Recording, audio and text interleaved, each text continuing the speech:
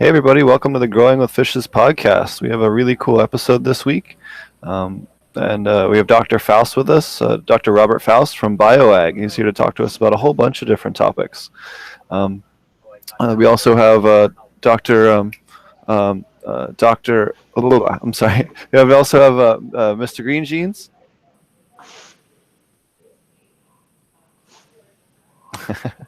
He'll get it eventually.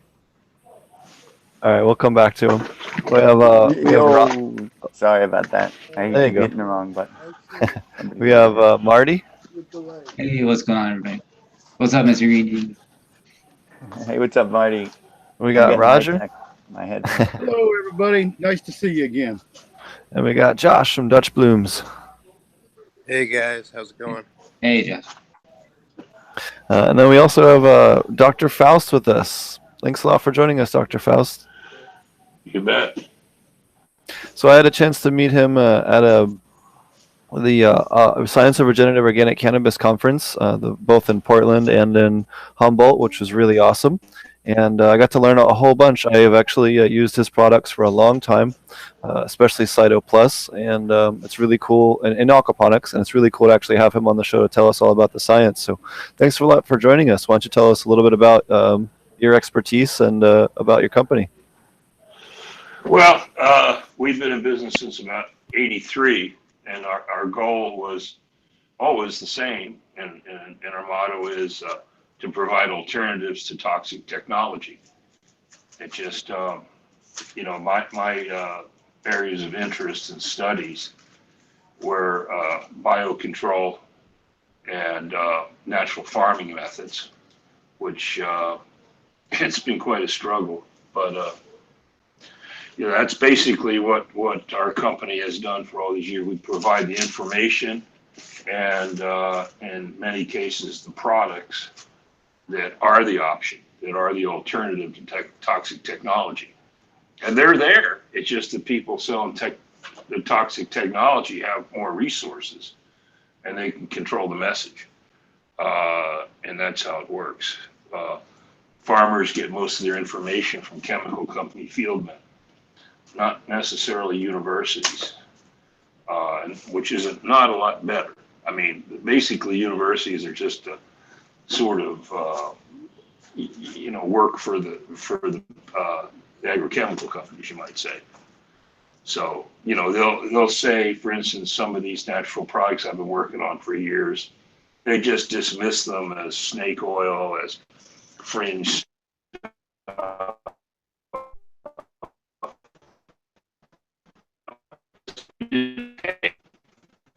It's kind of a pay try to do what we could to provide the information and provide the options. And, really, it in all these years, it wasn't really very hard to get better results and at lower costs for the grower and implement, non-toxic approach or biological approaches to agriculture. It's just that nobody is doing it. Well, I shouldn't say nobody. I learned, I was sort of mentored by some of the original people that promoted EcoAg. Matter of fact, I attended the first Acres USA conference. I used to write articles for Acres USA. And I learned sort of a protege of Don Schriefer and CJ Fenzow. People that you guys probably never heard of, maybe somebody has. But these are the people that were the pioneers in teaching farmers, bio or eco-ag farming techniques. And I studied entomology and applied ecology, and my interest was biocontrol. But I realized that the way the university system works, that's just a little sideline thing. That's their real push was petrochemical based toxic genetic chemicals. That's what they're selling. So I had to go out on my own, you might say, and just try to figure it out. I mean, the information's there. I didn't need the university for that. but I did study entomology, you know. So that's what got me started. And then so I worked with some of these soils people and BioAg people and Acres USA and that whole thing. Plus, I was a member of the Biodynamic Growers Association. I did organic farming on our, family farm and did a lot of research. And I was a bit of a radical.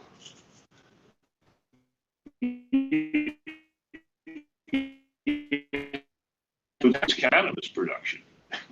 Like I said at the conference, I'd probably grown for about maybe 50 years. So, and I think my ancestors probably grew hemp because they started farming in Pennsylvania in 1733 and in an area that was, a heavy hemp producing area. So, that's sort of my background. And, but how did I get into this what we call biostimulants today?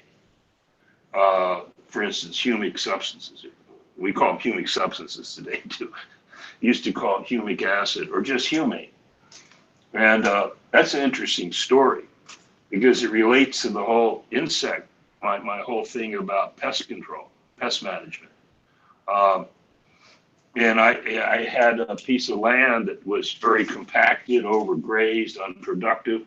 And I just noticed a little ad in Farmer Stockman.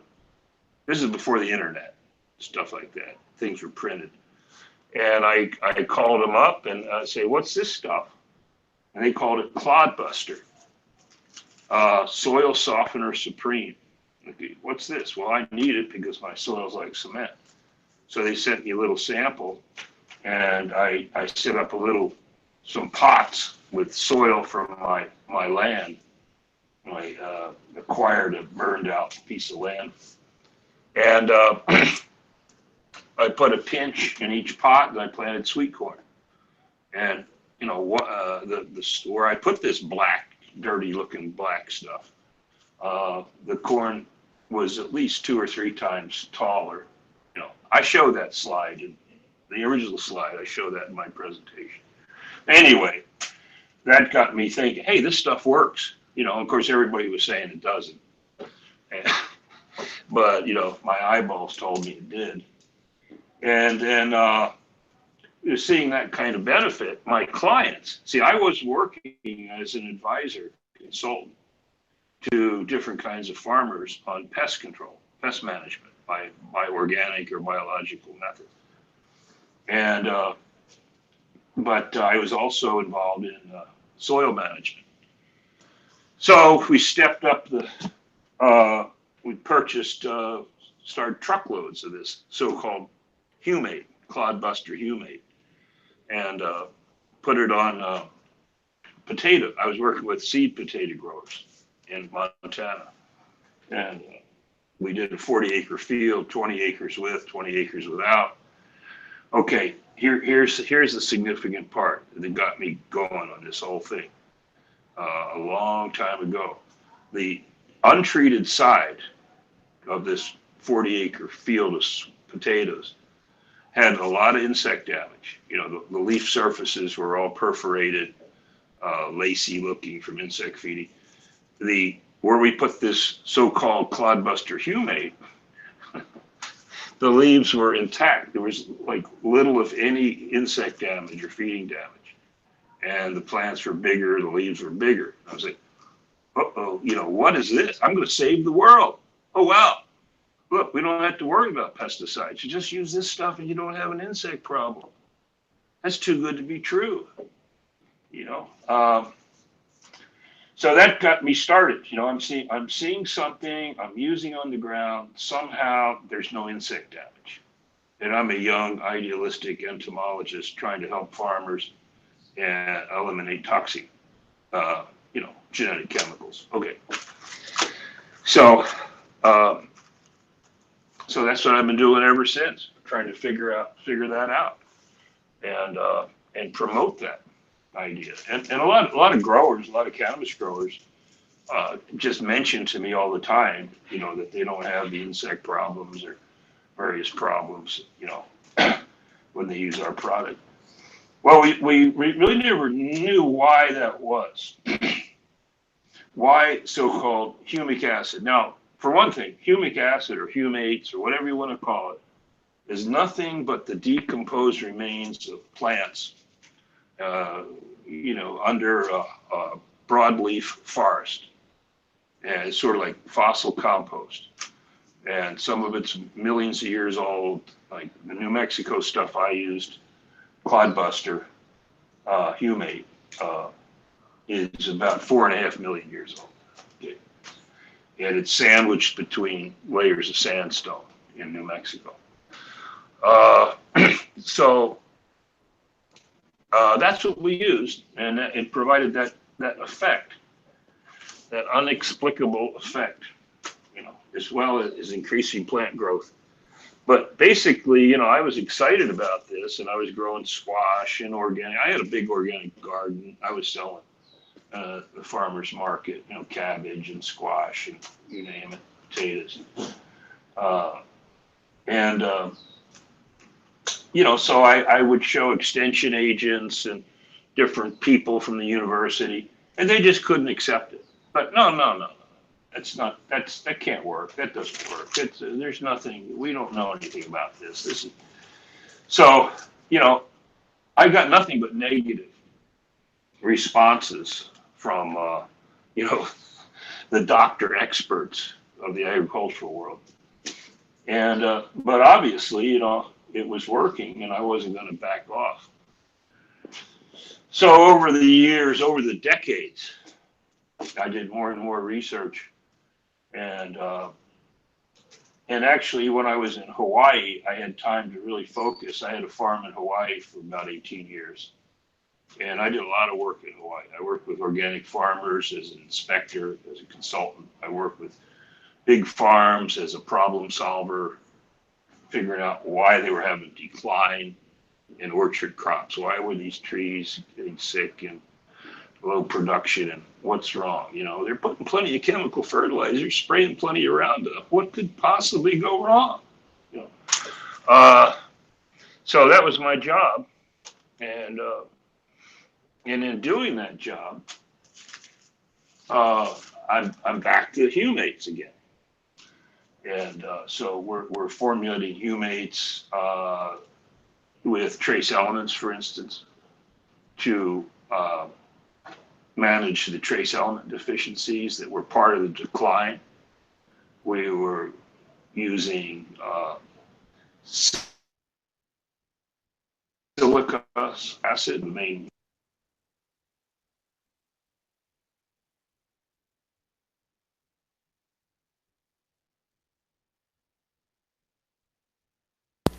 We lose him? Or is that on my end? Sounds like we lost him. I think it's because the bandwidth on them phones. That's why now I remember what it is. Like every time somebody's on the phone, we have that happen. The calls drop in and out. But it's been pretty good so far, except because it's dropped about 4 or 5 times on my end. But just for a second. Briefly, it comes right back though. Yeah. That time we lost Sorry about that, guys. He's just getting to the good stuff. Maybe Dr. Faust, if you can hear, if you just want to hang up and then call back in, sometimes that helps.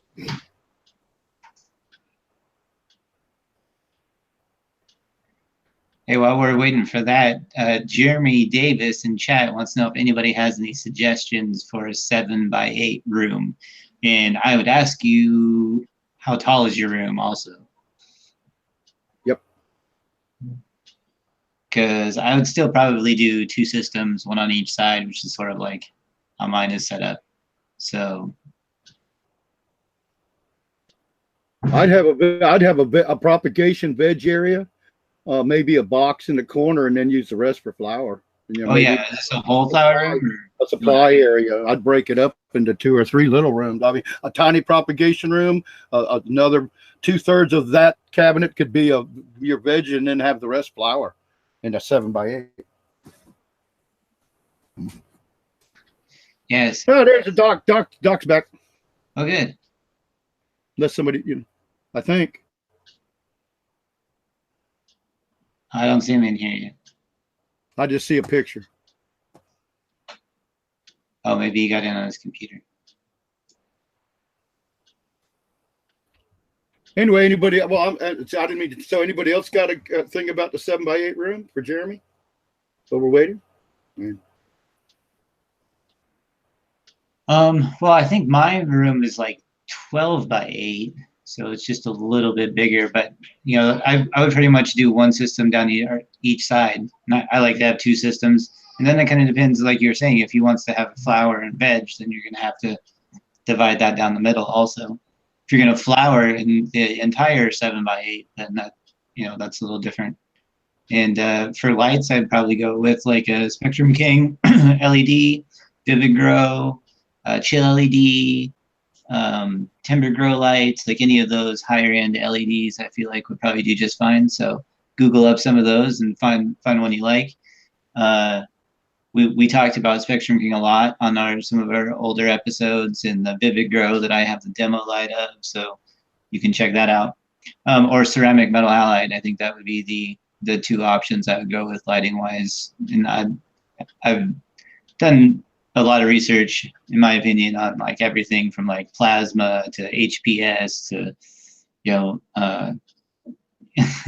some very creative LED lights, some mixed lights. I mean, I've looked into a lot of different stuff, but I think in terms of like efficiency and output and like the spectrum you get, those would be my suggestions of things you look into. And as far as the tank goes, you can either, I have both an aquarium, just a regular fish tank that I use for one system, and I have another one that I built, and that's basically the same size, and I use liner for. And I don't think there was a lot of difference between the two. But people do a lot of things. You could do an IBC tote. I think what's his name? Aquaponic Dummy. He has different things that he just ports the stuff into the room, so he keeps his fish tanks outside of the room, not in the grow room. And he's got a pretty elaborate setup, so you can check him out on YouTube also. And I think his room is about that size as well, so you can check that out. Let's see. All right, so I just talked to Dr. Faust. He just had a power outage at the house, and we'll be back with us shortly. As soon as he gets the power back on at the house, he's just going to fire up his generator and be back on in a minute. So he will be back with us here shortly. But that's the reason why he disconnected. So, yeah. So does anyone else have any questions from chat real quick that we can answer before we... Oh, there was a guy who wrote me. I wanted to quick read his email. Let me check it here. Hold on. So, Jeremy gentlemen... hasn't said how tall his room is or anything, so maybe he's taking a break. What's your email, Steve? So there's a guy from Aruba. And he says, started an indoor dual root zone grow. Recently bought an aquarium cooler to manage the water temperature. I do keep the room at 75 Celsius or 25 Celsius, but was wondering what temperature to set the water at. I use koi fish as my grow engines. Growing in week 9 of flower, and thought maybe to drop the temperature for the last 2 weeks to 20 degrees Celsius. What are your thoughts? Jobless. So I would definitely lower your water to 20 degrees Celsius. That's the optimal temperature for running in aquaponics with cannabis or veggies. That 68 degrees is perfect for keeping the right grow speed for the fish, as well as keeping those oxygen level high and your nutrient level as highly available. So that'd be perfect. Yeah, and I wouldn't be opposed to dropping the temperature a little bit towards the end of flower. But even below that, like Steve was saying, sort of the ideal would be 68. But we use temperature to, trigger a number of different things. So I've heard of people doing that, just dropping the overall temperature in their grow room also. But I think that'd be interesting to do the water temperature. I think we talked about that a little bit in a different episode with Brain Grow, where he had some that were not in dual root zone and seemed to be affected by the cold a little bit more. And we kind of thought maybe that was because it had more insulated roots. So you might be able to experiment with that a little bit by lowering water temperature towards the end of flower and see if you got some different results. I think that'd be interesting. Yeah, especially if you're trying to purple them up, they'll definitely purple up a lot. I know a lot of growers will actually use ice water in the last 2 weeks to get that same kind of effect, even with soil. So that's definitely something that's commonly done. Cool. All right. What's going on with your grow, Marty? We haven't had a chance to. You've had to duck out early a couple of times. What have you been up to?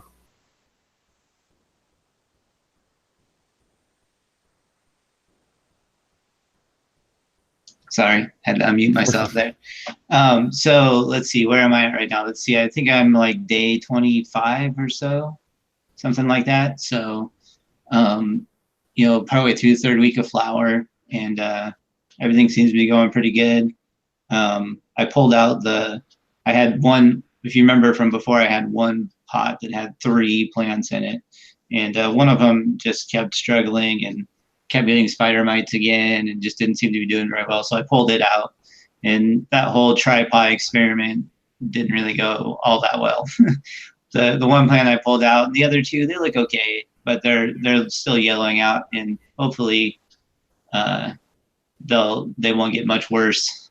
They're starting to green back up, but they're only 3 weeks in the flower. They're kind of in that really sensitive stage. So I don't know that I'll get too much out of that one, but the other ones are looking great, and the ceramic metal halides looking great. I got the Vivid Grow up. I think the last time I was on, you guys saw that.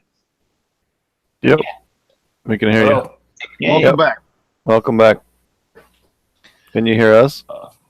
I think. All right, I'm back. All right. Oh, good. It was not working. Hardware is muted. Awesome. There you go. I'm telling you. We can hear it great now. Yep.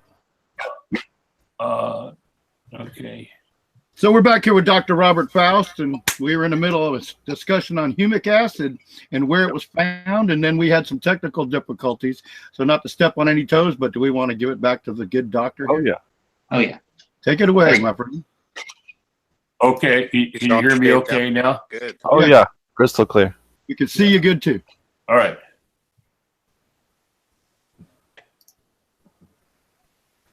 So you're talking Did I about. lose you? No, I can hear you. You're good. Okay. Yeah.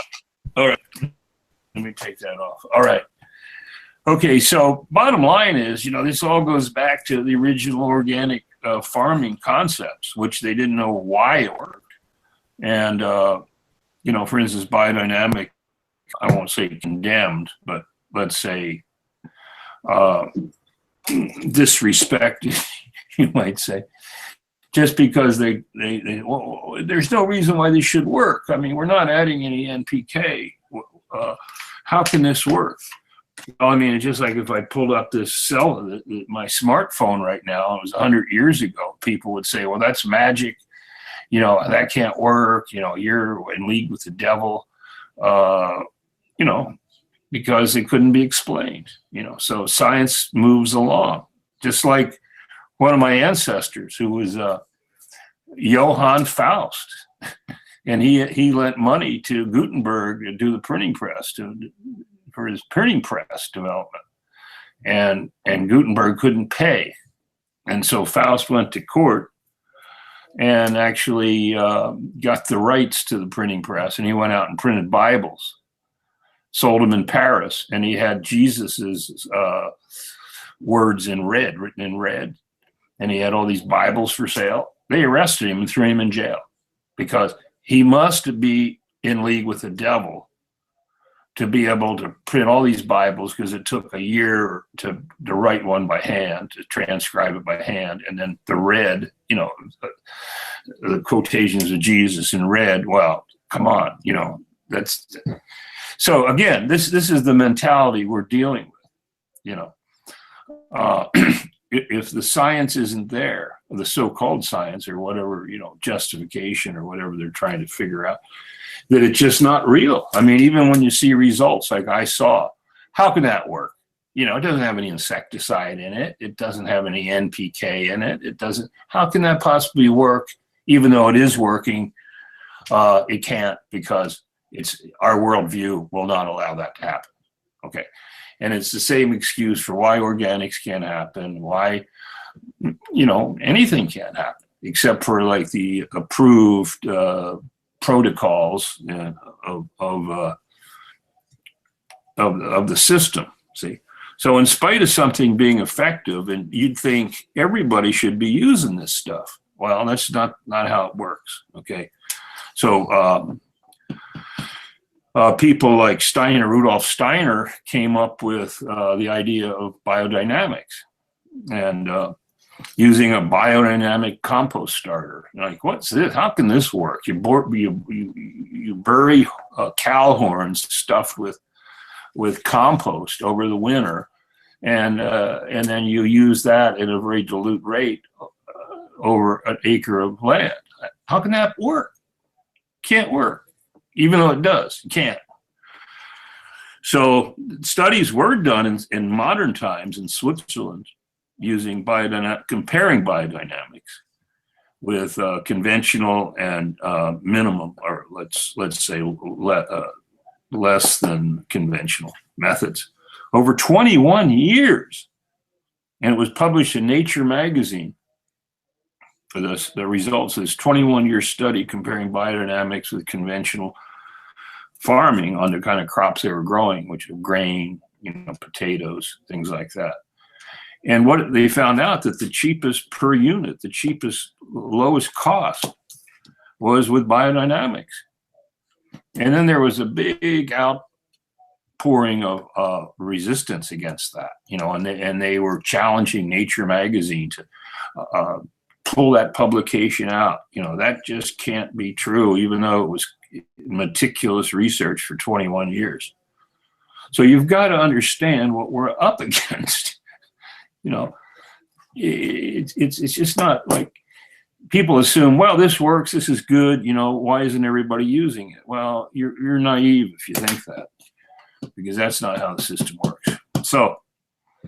So I've been sticking to this, and we found out with the help of some German researchers that what humate is, or what we call humic substances now, or humate, is as many as 800 different chemical compounds or molecules, 800 or more, and the different functional groups. It gets complex. This is complex biochemistry. Okay, then it goes a little step farther.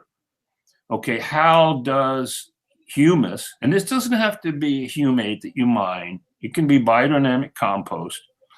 It can be a range of decomposed materials that produce these specific, what we call functional groups, like carboxyls, carbonyls, the phenols, polyphenols, carboxylate groups, and all that. This is pretty complex chemistry. Okay, so we found out that the bioactivity of humus or compost or humates are dependent on the content of functional group distribution.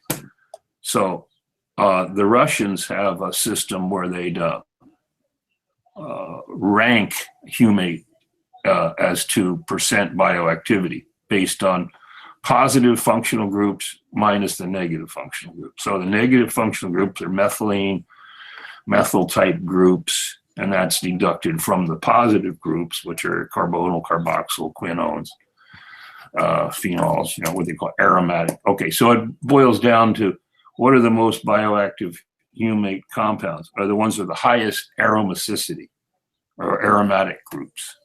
Okay, I know this is arcane kind of biochemistry that bores most people. And I don't totally understand it either, to tell you the truth.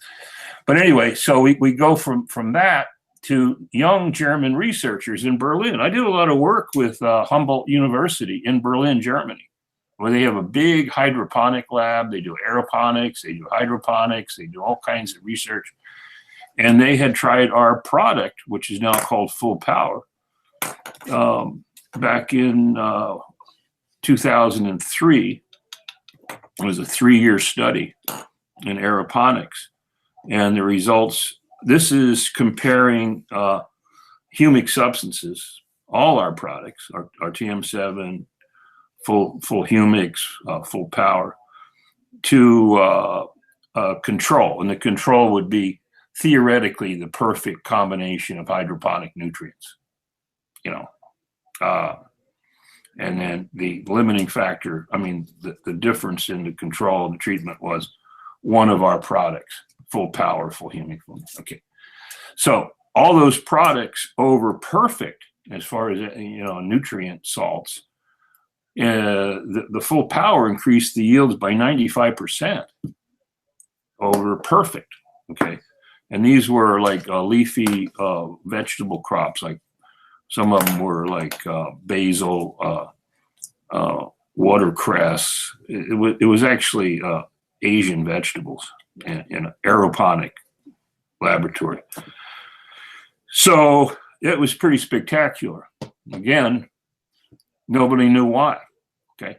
So then years later, a young German PhD postdoc student that I met at one of the conferences I go to, I was going to the Northeast University in Boston humic research group. And people from all over the world, scientists come from all over the world and present their papers, and there's a lot of networking. Okay. So a young German protege of Dr. Christian Steinberg, Nadine Saul, presented a paper. They had used our product because at a previous conference, I gave them a sample of our full power fulvic acid. And they tried that product. And it's some very pretty high-tech stuff. Okay. Now we're into a new science that starts to explain some of this stuff. It's called molecular genetics. Okay. So a plant can be attacked by insects, mites, diseases, etc. And if you don't do anything and the plant survives a while, it turns on its own defenses and can fight off these pathogens, these challenges. See, otherwise there wouldn't be any plants on Earth because they'd have been destroyed long ago. So plants have their own built-in, hormones, plant growth regulator systems. They have their own ability to fight off infections, pathogens, insect. Okay, how does that happen? Okay, it happens by molecular genetic. In other words, there's certain chemicals or certain molecules within humic substances. And I said there was like 800 different chemicals or molecules within so-called humic acid. Okay. And humic acids include a range of things: fulvic acid, ulmic acid, ulvic acid. They're just defined as fractions. They're not even chemicals. They're not a molecule. This is like soup. There's 800 different compounds, and they vary from deposit to deposit. Okay, so what we found out was this young German molecular geneticist found out that something in the fulvic acid, or fulvic acid, switched on specific genes. They call transcript profiling, gene profiling. So it switches on a gene, and there's a long progression of this gene affects this pathway and this pathway. And what you end up with is resistance. Pathogen resistance, insect resistance, and there's other pathways that are activated that will provide a natural plant growth regulator. In other words, stimulating plant growth. So, in other words, if you give the plant what it wants, what's actually provided by nature, by decomposition products, really, of organic matter, it can do its own thing, you might say, protect itself. But in so-called modern agriculture or things like hydroponics, you're just feeding these plants salts, chemical salts, Now in aquaponics, well, it's a different ballgame because, you have living matter in there. You have what's going on inside of a fish. And I could go into the fish part of this too, because this is what Dr. Christian Steinberg was involved with: freshwater ecology and the effect of humic substances on fish. Okay, and that's a whole other big story. Okay, but anyway, I'd love to hear you talk a little bit on that, especially with this being an aquaponics one. I'd love for you to touch on that. That'd be great. Also, I wanted to also quick mention we had a bunch of people from chat that said hold on, let me read it. Not boring at all. That's what we're here for. And not boring at all. Extremely interesting. Love what you're talking. So just from chat, I wanted to let you know. Good. I'm glad to hear that. I don't want to be boring with getting Not at all. chemistry. No, we love that, Chemists are man. boring people. I'm not a chemist. It's awesome information. It's right along the line of where we've been going for the past few weeks. So you're just another expert after other experts we're all psyched about all this information you're giving us. Yeah, well, we have to understand that science is advanced, and now we're into genetics, and we're into molecular genetics, and it's a quantum leap, and it explains a lot of things, and even it explains homeopathy. It explains biodynamics. Okay, so it's something we absolutely did not understand, because we didn't even know what DNA was until a guy took some LSD and visualized the the DNA. Okay, it was Kerry Watson. Anyway, but in other words, okay, so it wasn't until it's a funny thing too, because Rudolf Steiner, who developed biodynamics and the Montessori schools and a whole bunch of stuff. I mean, he was the basis for like Organic Farm and Garden magazine, and he was influenced by Goethe. And Goethe was the guy that wrote the longest epic poem in history called Faust, Dr. Faust. But anyway, Basel, Switzerland is where Dr. Hoffman invented LSD. That's also where Steiner had his famous biodynamic lectures that started biodynamics. Okay. And then we have the discovery of DNA. And now we know that substances produced in compost, in humate, in fish, turn on all these pathways that provide protection and growth stimulation and all kinds of good, incredibly interesting and complex effects that explain a lot of things. Really explains a lot of things, because for years we were told, oh no, especially in universities, organic matter, no. I mean, that maybe helps hold moisture or something. What you really need is NPK. That's what you need. We know that we analyze a plant for chemicals, and it's got this much nitrogen, this much phosphate, this much potash. Okay, so all you got to do is just put that back in the soil or a media. You don't even need soil. We don't need soil. You just put these chemicals back in, and you're good. All right. I mean, that's just really primitive thinking today, but that's what's still going on. That's still the thinking. Whereas reality, it's legacy compounds. I won't get into all that. It's complicated. But in other words, forests, the decomposition of the hardwood forests over hundreds of years produce all these compounds. And so the next generation of trees or plants that grows in that environment has legacy compounds left by the preceding generation of trees, plants, bushes that protects the next generation. Okay. So if you go bulldoze that or burn it off, okay, and then the next crop of trees or whatever it is basically left unprotected.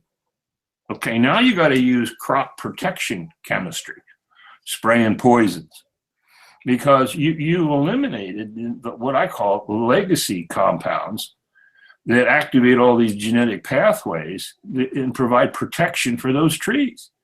Just look at the redwoods that we saw down in Garberville, these huge trees. They've been there for hundreds and hundreds of years. They're building up humic substances in the soil under these trees, and those are protecting those trees. So when those trees mature, which could take hundreds of years, the new trees that grow in are already have a level of protection. Okay, now, so I guess what I'm getting at is biodynamic was always a good idea. We just didn't know why it worked. I mean, it like a lot of things. It is really ahead of its time. and the rest of the scientific world, which are more like high priests. You know, okay, there's a certain orthodoxy. That's what colleges is all about, is to train the next crop of high priests and protect that orthodoxy with your life, you know. So the only time we get change is when those guys die off, you know, and the next generation comes along. And that's why, you know, a 20 or 30 something postdoc PhD student in Germany, you know, brought this all to my attention about genetic pathways and naming specifically which genes are activated, and then narrowing it down to which specific compounds or groups of compounds within humic acids are doing it.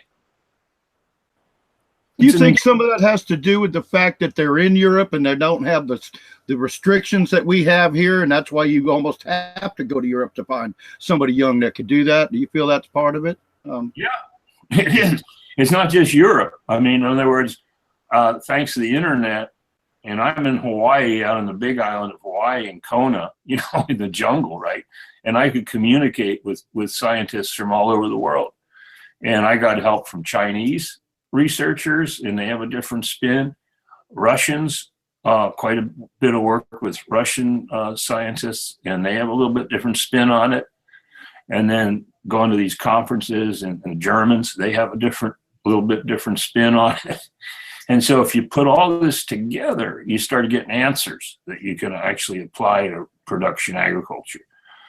And it's exciting. I mean, it's to finally find, you know, some of the answers that validate your observations. And that's what scientific method is.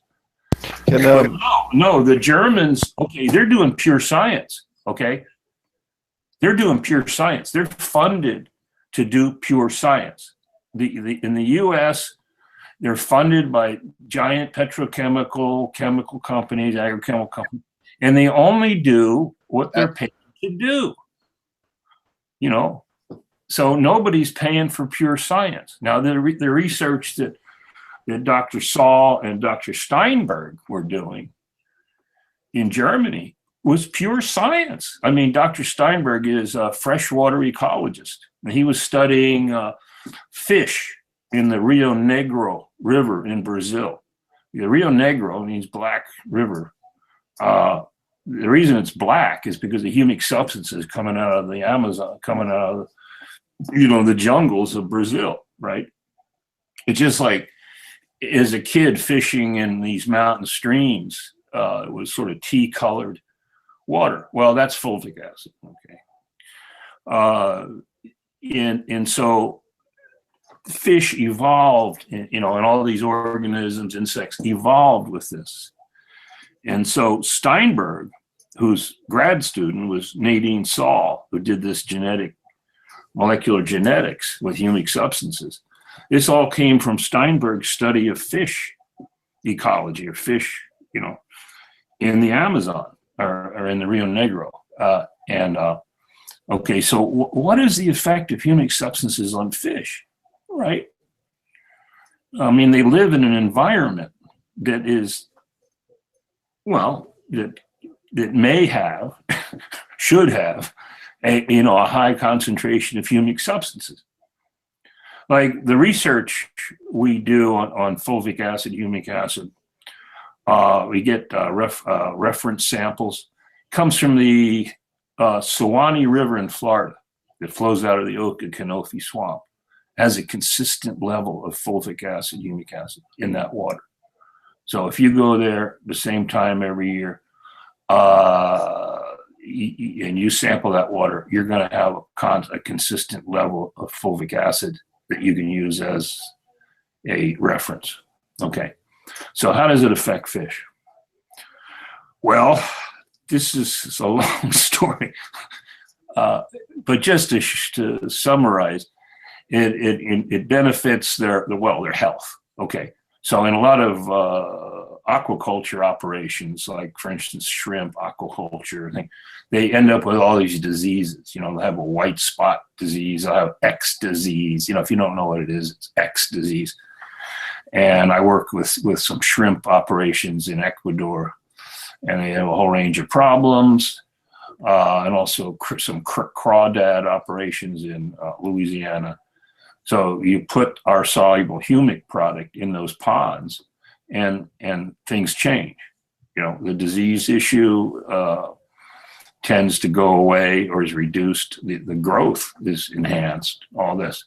So bottom line is you can't separate these humic substances from life on Earth. I mean, it's almost one and the same. Like I used to say, the difference between the Earth and the Moon is really humic substances or soils.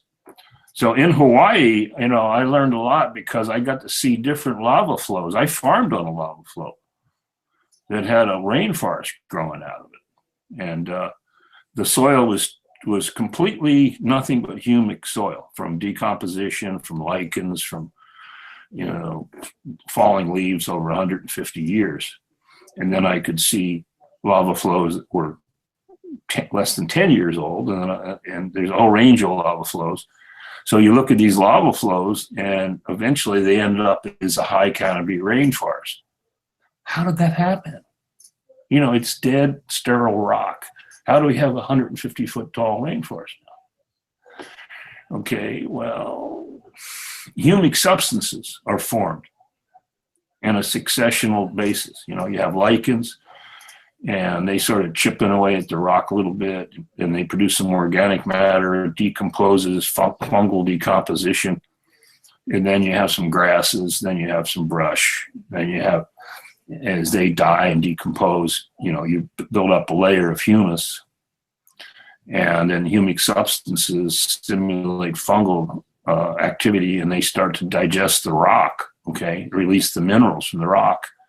And then as things move on, you have big trees and everything like that. So that's what I say about the difference between the Earth and the Moon. I mean, we're talking about, you know, 2,000 degree lava that's turned into rock, and now we have a rainforest. It seems to me that that should be an interesting thing, how that happens, because the understanding that is the key to building soil. Okay. Now, it's no different with freshwater ecology in a way. You know, you start with sterile water, okay, and then you get all these decomposition. You got the swamp, you got the rain, and it's washing humic substances into the river. Hence, you end up with the Rio Negro, black water, black river, okay? That black is humic substances. It is loaded with fish, okay? Just like when I was in Ecuador, I mean, I just couldn't believe it.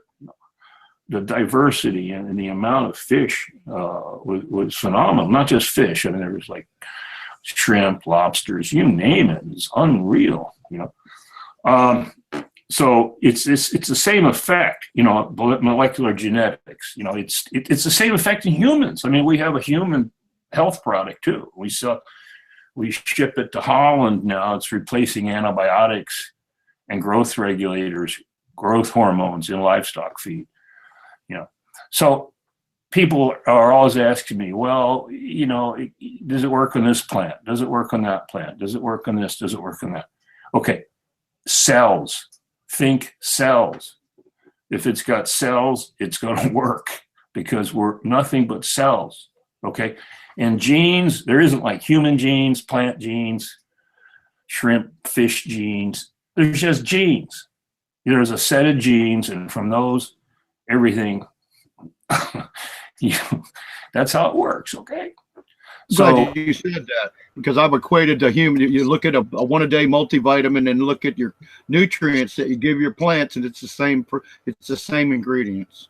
Yeah, well, it's cells, and pretty much, you know, you can grow, well, like when I took plant physiology in college, you know, we grow a complete mature plant, I mean, a full plant out of one cell by, you know, coming up with this nutrient package, right? And so everything's cells. So if it's fish, if it's a plant, if it's a person, it's a pig, it's a chicken. I'm doing chicken trials right now in India. We do chicken trials in Europe to eliminate fipronil which has contaminated the feed and the chickens and the eggs and all that. But anyway, the point of the matter is cells need a certain nutrient package. And this includes organic functional groups. Without that, the system is working. Well, it's like trying to run a car without oil or something. It'll run for a while. And just like commercial chemical agriculture or chemical aquaculture too. They're just feeding a certain amount of nutrients they think it's needed. And then they have all these diseases.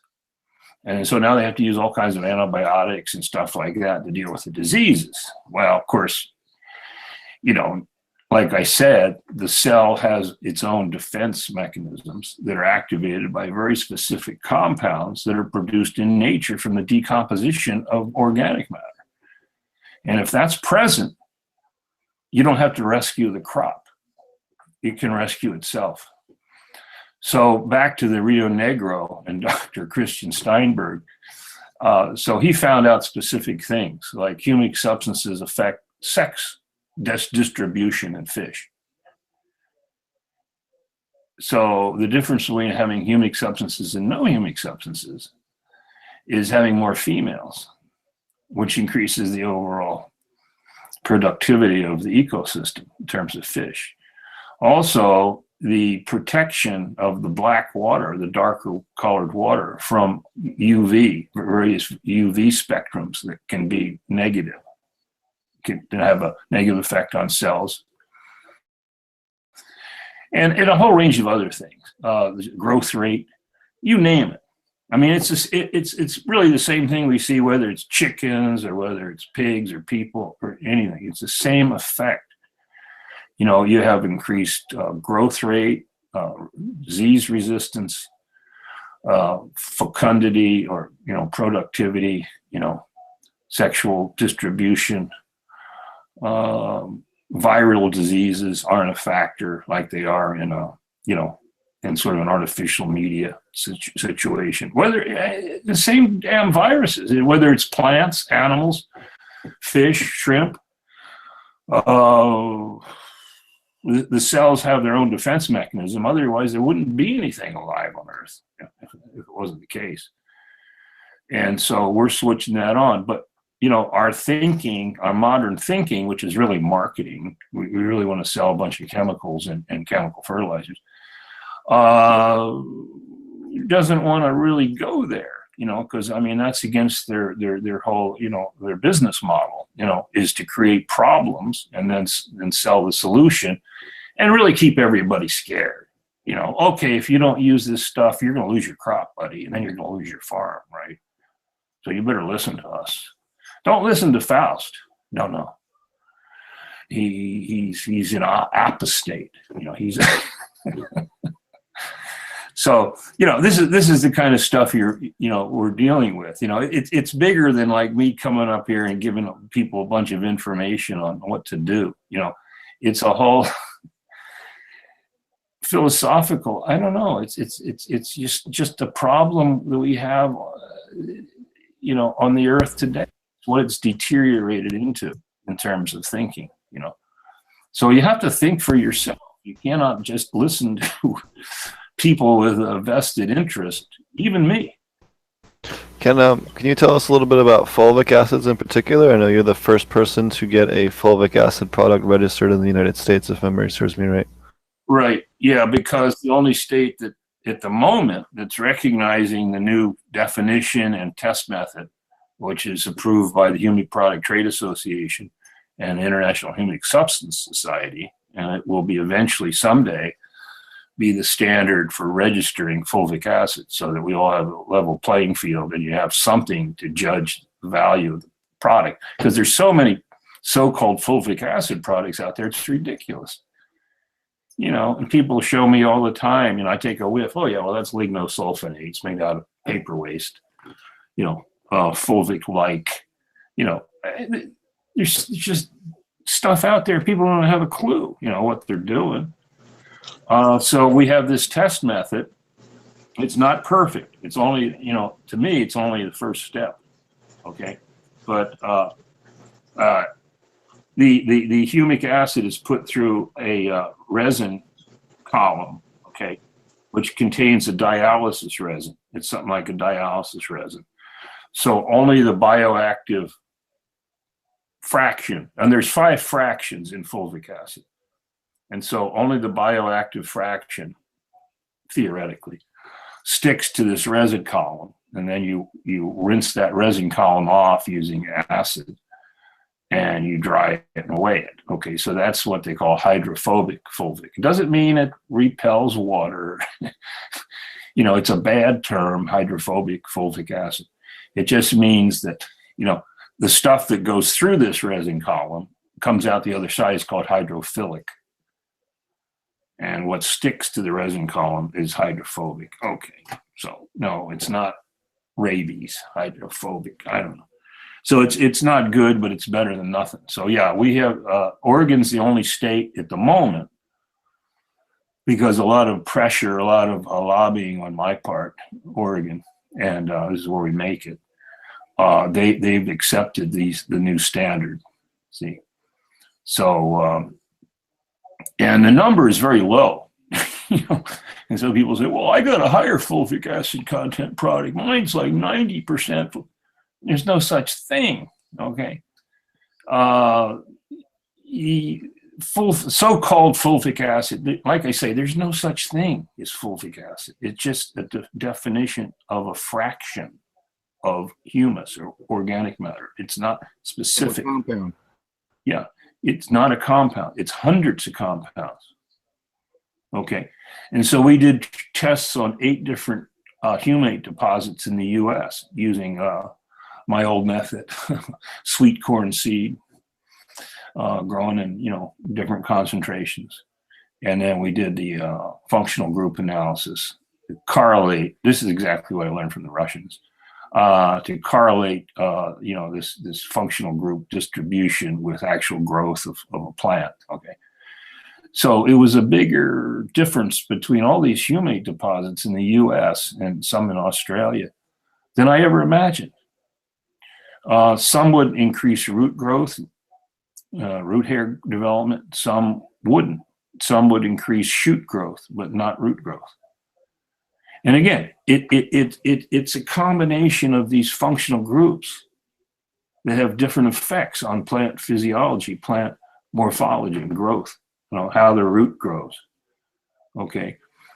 So the humate deposits we use, you know, are based on a lot of testing. Plants. I didn't have a CNMR spectroscope or any of that. I mean, I did have the Russians test some of my products with CNMR spectroscope analysis, so we kind of knew what the functional group distribution was. But my research is really based on what worked, you know, just thousands of plants, different species in a greenhouse, in a shade house in Hawaii, at different concentrations, different products, you know, humates from all over the world. Okay, what works? What works the best? We'd wash the plants and look at the root system. Which has the most fibrous root growth? Okay, so so what I'm getting at is you can't assume that just because something is called fulvic acid that it's some kind of standard issue thing. It isn't. It's like saying, it's like using the term soup. Oh, it's soup. Well, what kind? What flavor? You know, Beer, yeah. You know, or anything. I mean, it's just not definitive. It's just like and people will say, well, shilajit. Shilajit's better. Shilajit's good. You know, we use shilajit. Now, shilajit is a mine deposit from India. That's you know, again, it's such a gigantically broad term that it's just almost meaningless. You know. Matter of fact, the scientist who developed this test for humic, you know, for fulvic acid, he was a USGS scientist in Colorado, Jerry Leanhart. And the last conference I went to in Japan, the Humic Substance Society, his presentation was, we ought to forget the whole term, humic acid, fulvic acid. It should be called phenyl carboxylic acid. See, so so that's where this thing is evolving. You know, like from like the very broad, very misleading, you know, to pretty specific. So that's the struggle we have now, you know, because I don't say it's a struggle because people know our products, you know, and I tell you the truth, I mean, we have a hard time keeping up the, you know, the supply. But you know, people are always telling me, oh, what about this product or that product or this product? Well, none of them even have a label. I mean, how can you judge them, you know? It's just what some guy, oh, I know a guy who knows a guy who said this stuff will really work. Yeah, but you have to be judging this for yourself. So, like, give us the truth, man. Like, what do you think about, like, She Legit or, you know, even let's talk about Leighton's Fulvic. Give us the real shit, bro. Well, I mean, you know, like I say, I mean, if you don't have anything to judge it by, what can you say? You know, in other words, if it doesn't even have a label, it doesn't have the certified approved label for hydrophobic fulvic acid, and we really don't know what are we doing, you know? How can we ever judge it? And then, you know, is there actually any trials like what we did in Germany in hydroponics and aeroponics that are statistically analyzed and show, you know, yield increases and all these effects? I mean, unless you have information, you know, how can you judge? You can do your own trials, and I recommend that. Right. Have you done any of that with, like, I don't know, She Legit or whatever specifically? Yeah.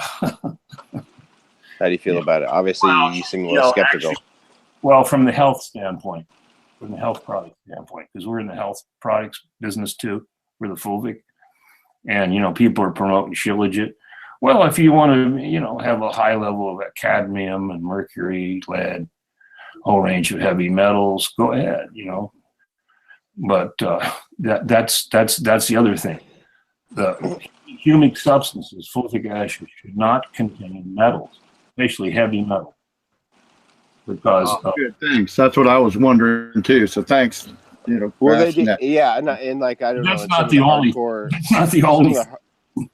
Some of the hardcore She Legit guys will say, you know, it's all in the quality of, you know, and then that's tested. So, in defense of those guys.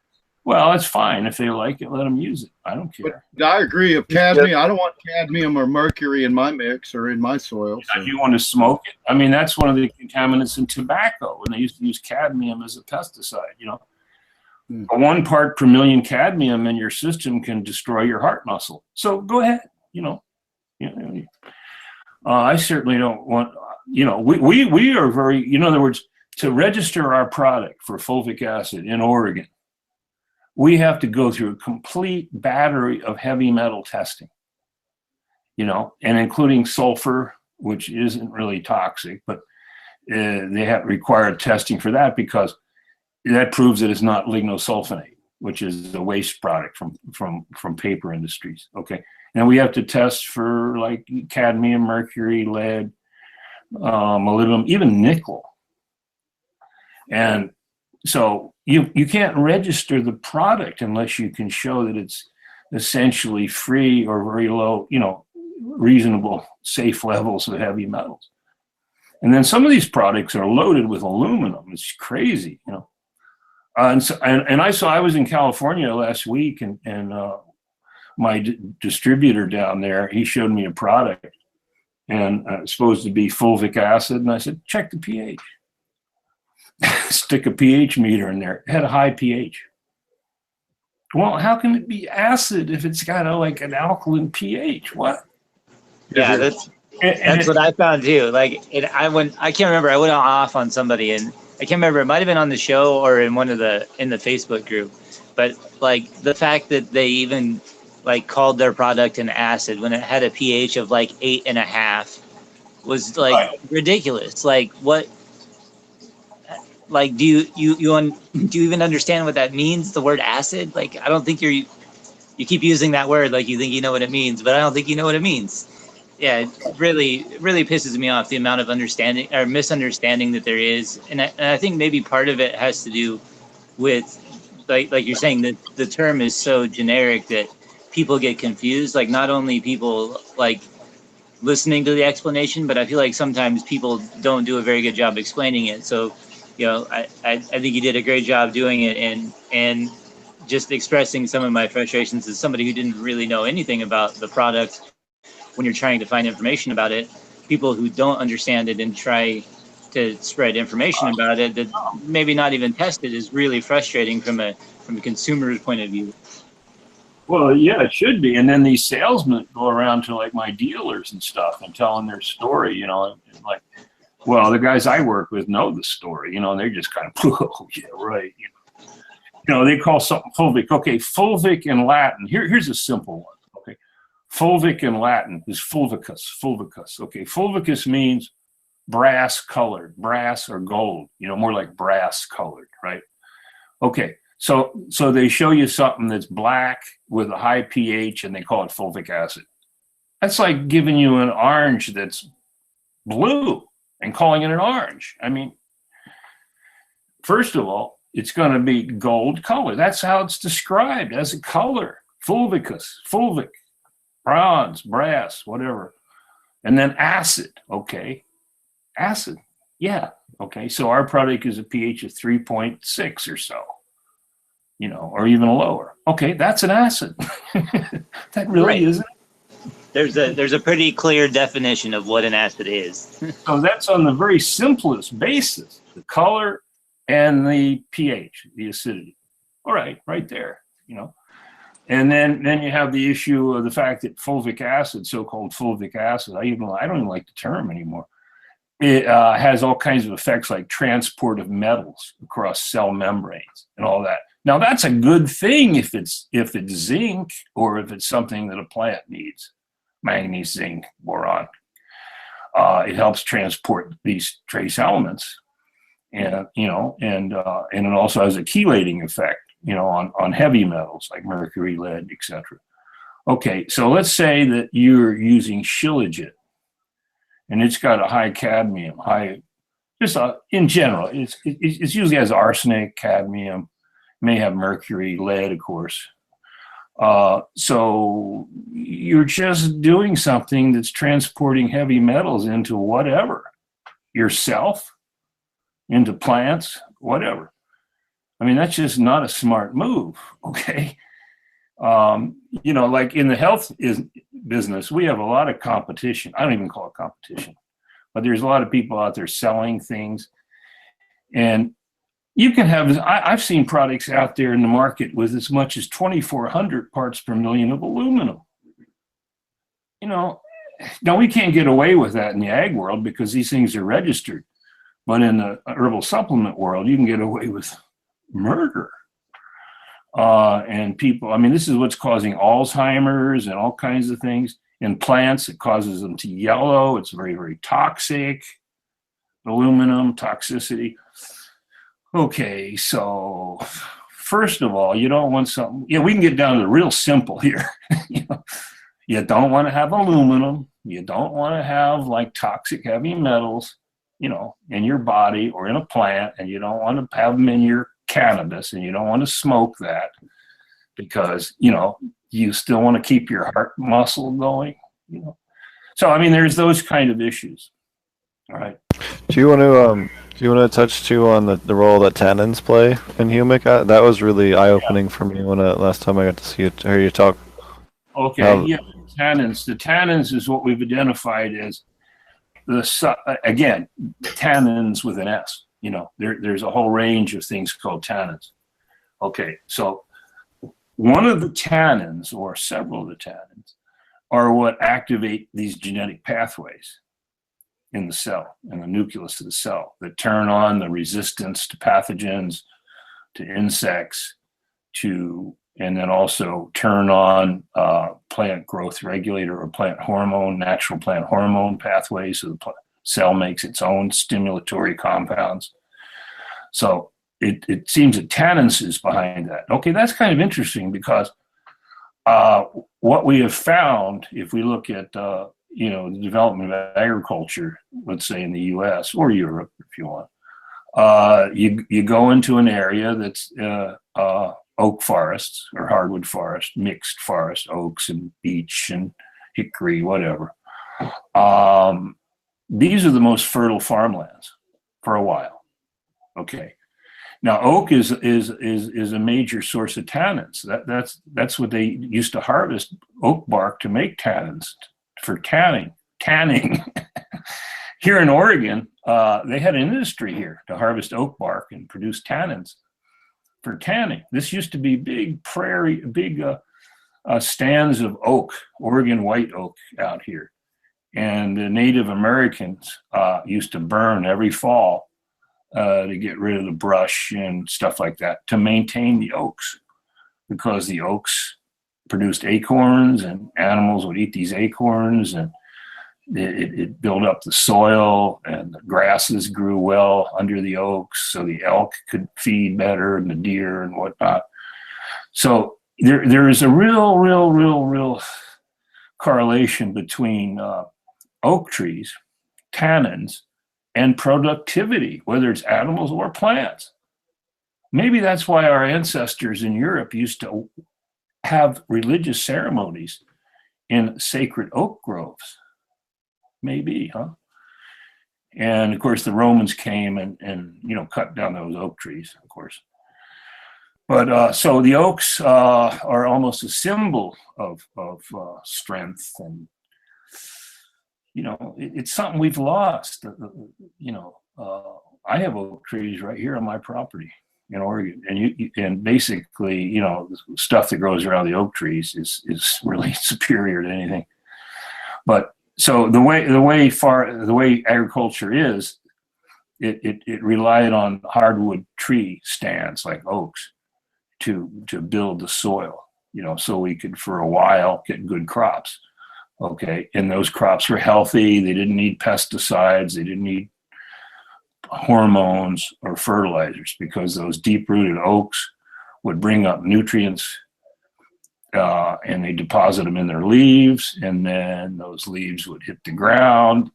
They had tannins and things that stimulate microbial activity, fungal dominance, fungal activity, that would decompose those and then release the nutrients from down deep in the soil, calcium, potassium, the cation elements, and keep that cycle going.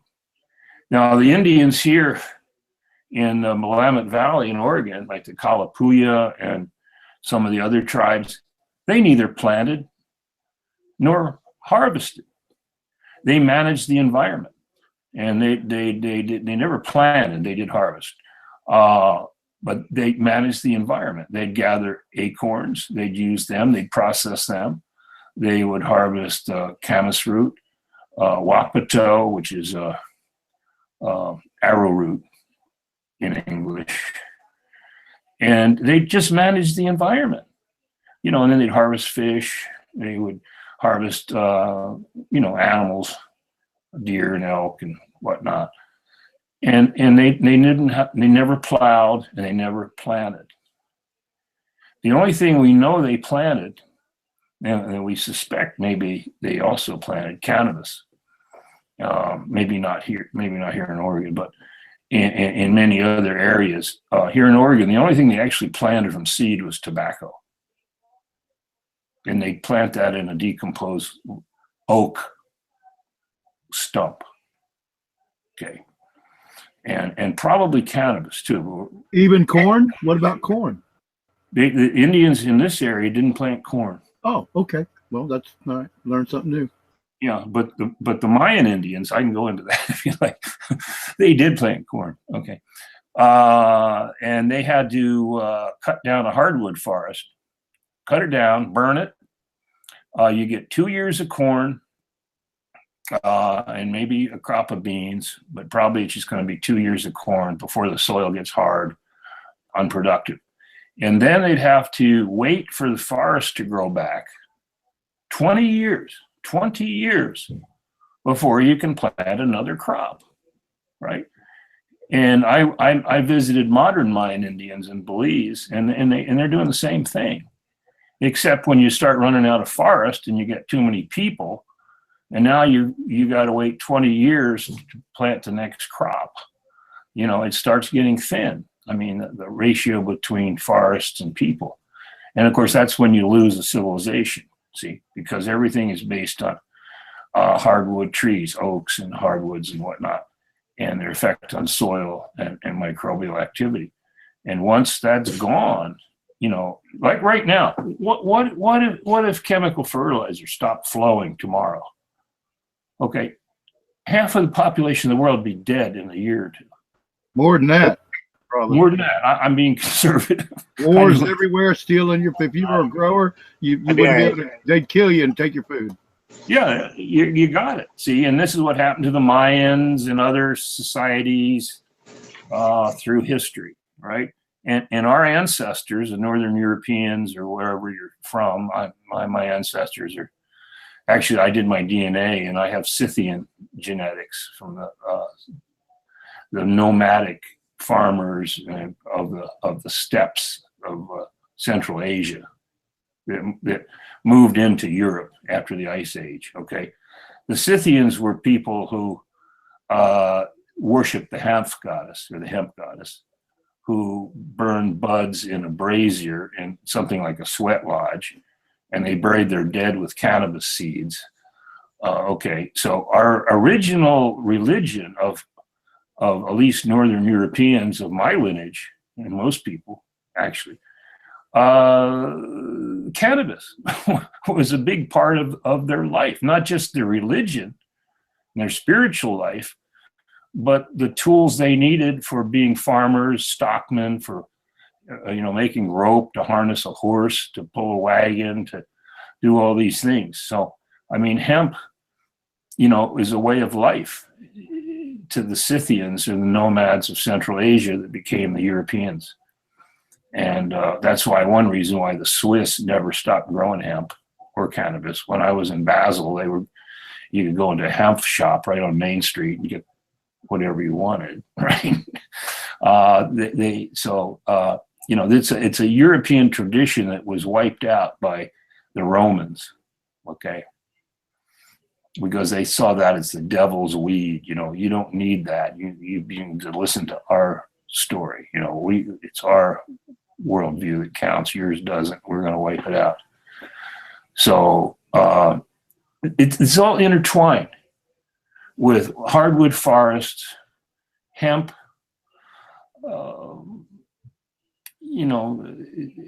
It's a very, very complex story of a relationship with people, with the environment and the soil, the trees, the hemp plant.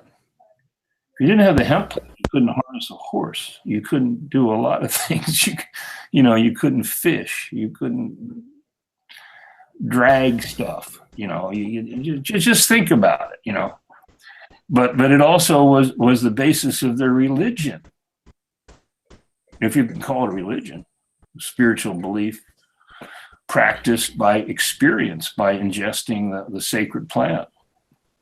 So speaking of weed, how about seaweed? You did a bunch of work with the cold pressed kelp extract, and you're one of the leading experts on kelp and stuff like that. That's one of the leading products that we often recommend and that people often use in aquaponics. I'd love to have you give us a breakdown on kelp and kelp extracts. Yeah. Okay. So when I was a young guy in my early 20s, and I was still going to the University of Delaware, and I was running the family farm, I had a bunch of Amish neighbors. And these are folks with at most maybe an 8th grade education, but they're premier farmers, right? And they were my neighbors, and they were all around me. And I'm a young, inexperienced guy, and I'm going to plant some corn, some sweet corn. And my Amish neighbor said, "You ought to put some of this kelp extract on the corn seed. That's all you need." And I think, well, I'm going to ag college. We know you need more than that. But yet I had a lot of respect for these Amish. Obviously, I mean, again, just take a look, at the results, And so, okay, I'll give it a try. So I got some MaxiCrop soluble kelp powder and made a little slurry, and I put it on the sweet corn seeds, and sure enough, I had an incredible crop. And I've been doing that every year since. Okay. So we didn't know why. We didn't know why putting a soluble kelp extract right on the seed would provide that kind of effect. Didn't make sense. It didn't add up, in terms of what we knew then, right? It adds up into what we know now a little bit. Okay. Now, for one thing, kelp is an accumulator. Okay, what's the biggest source? So I was talking about the Rio Negro River and the humic acids flowing into the ocean and all that. Okay, well, what accumulates the humic substances, fulvic acid and stuff like that? Seed plants. Okay, so kelp is an accumulator of humic substances, but it also produces plant hormones because of the stimulatory effect of these humic substances. Right? And so it's producing things called cytokinins, which are plant growth, really cellular stimulants. Cytokinins, indoleacetic acid, gibberellins. We've all heard some of those names. There's synthetic forms of those things that people use, like gibberellic acid, etc. Okay. Well, these are produced in kelp. So kelp is a super rich source of humic substances and natural plant growth regulators, you want to call them, or biostimulants. Okay. So they also, again, feed the soil microbes. So let's say when you put that on a corn seed and the corn seed grows, there's substances in there that stimulate the mycorrhizal fungi and things like Aspergillus and Azotobacter. All these beneficial microbes are also benefited from that treatment. And the hormones stimulates the plant, in this case corn, to produce more carbohydrates that are excreted through the root system, which feed more of the microbes, which feed back other growth substances, release phosphate, etc. So there's a symbiosis between plants and microbes where everybody's a winner. And this is kind of stimulated, the humic substances and the plant growth regulators that are in kelp and seaweed. And it's also a reason why, people use seaweed for centuries, for plant, for fertilizer use. It's also high in potash. It's high in most nutrients, all your trace elements, everything that's in the ocean. Okay. And so the seaweed, but the interesting thing about seaweed, it has a different set of hormones, plant hormones, than what happens in humic acid. So humic acid is turning on these different switches that are kicking out natural growth stimulating compounds. And at the same time, kelp is directly providing these stimulatory biostimulants. So this is why kelp and humic acid are synergistic together. So you get better results when you combine the two than either one separately. And that's what our product called Cyto Plus is, which is a super hit right now in organic strawberries and grapes in California and around here, blueberries and stuff, and of course cannabis. So because it's stimulatory, they work together in an amazing way. And then we add specific trace elements to make sure that the microbes get what they need, things like iron, cobalt, molybdenum, vanadium, selenium, which you're not normally going to get, because they don't think it's important for plants, right? But it's important for the microbes that are in symbiosis with plants. And so you put that all in a package.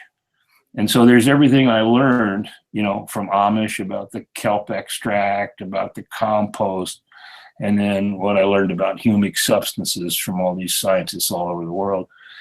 And so these are the basics of a lot of organic practice back in the day. I mean, when organic farmers were using kelp very commonly, this is nothing new. I use the same brand of kelp for 50 years because I won't use anything else but that brand. It's Norwegian kelp. It comes from clean waters, and it's always effective. So that's a story about kelp, and it can be used as a foliar. It's absorbed as a foliar. It's used in the root zone. It can be taken up by the roots. Again, we saw things happening with kelp, like resistance to mites. How about that? And that could never really be explained. You know, like it's like mites are more like a disease than like how insects are.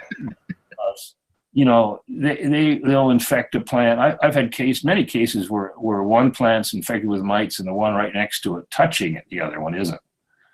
And so a lot of the mite problem is really a nutritional problem, because the plant, if you leave a plant, just let it be attacked by mites, okay, and they run their course. Now, this is not always the case, because sometimes they'll just kill the plant or defoliate it. But sometimes they defoliate the plant, it'll grow back and never have a mite problem again, okay? Because the cells are now reacting, they're turning on their defense mechanisms. So when we spray a kelp extract and a humic acid extract on a plant, we're turning on those defenses before there's an attack. And that's what provides the protection. That the plant would turn on itself, but by that time it's severely damaged.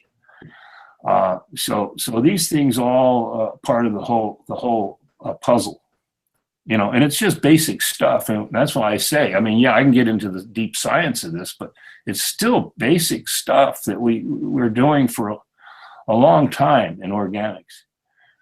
And you know, and it was criticized and ridiculed, you know. But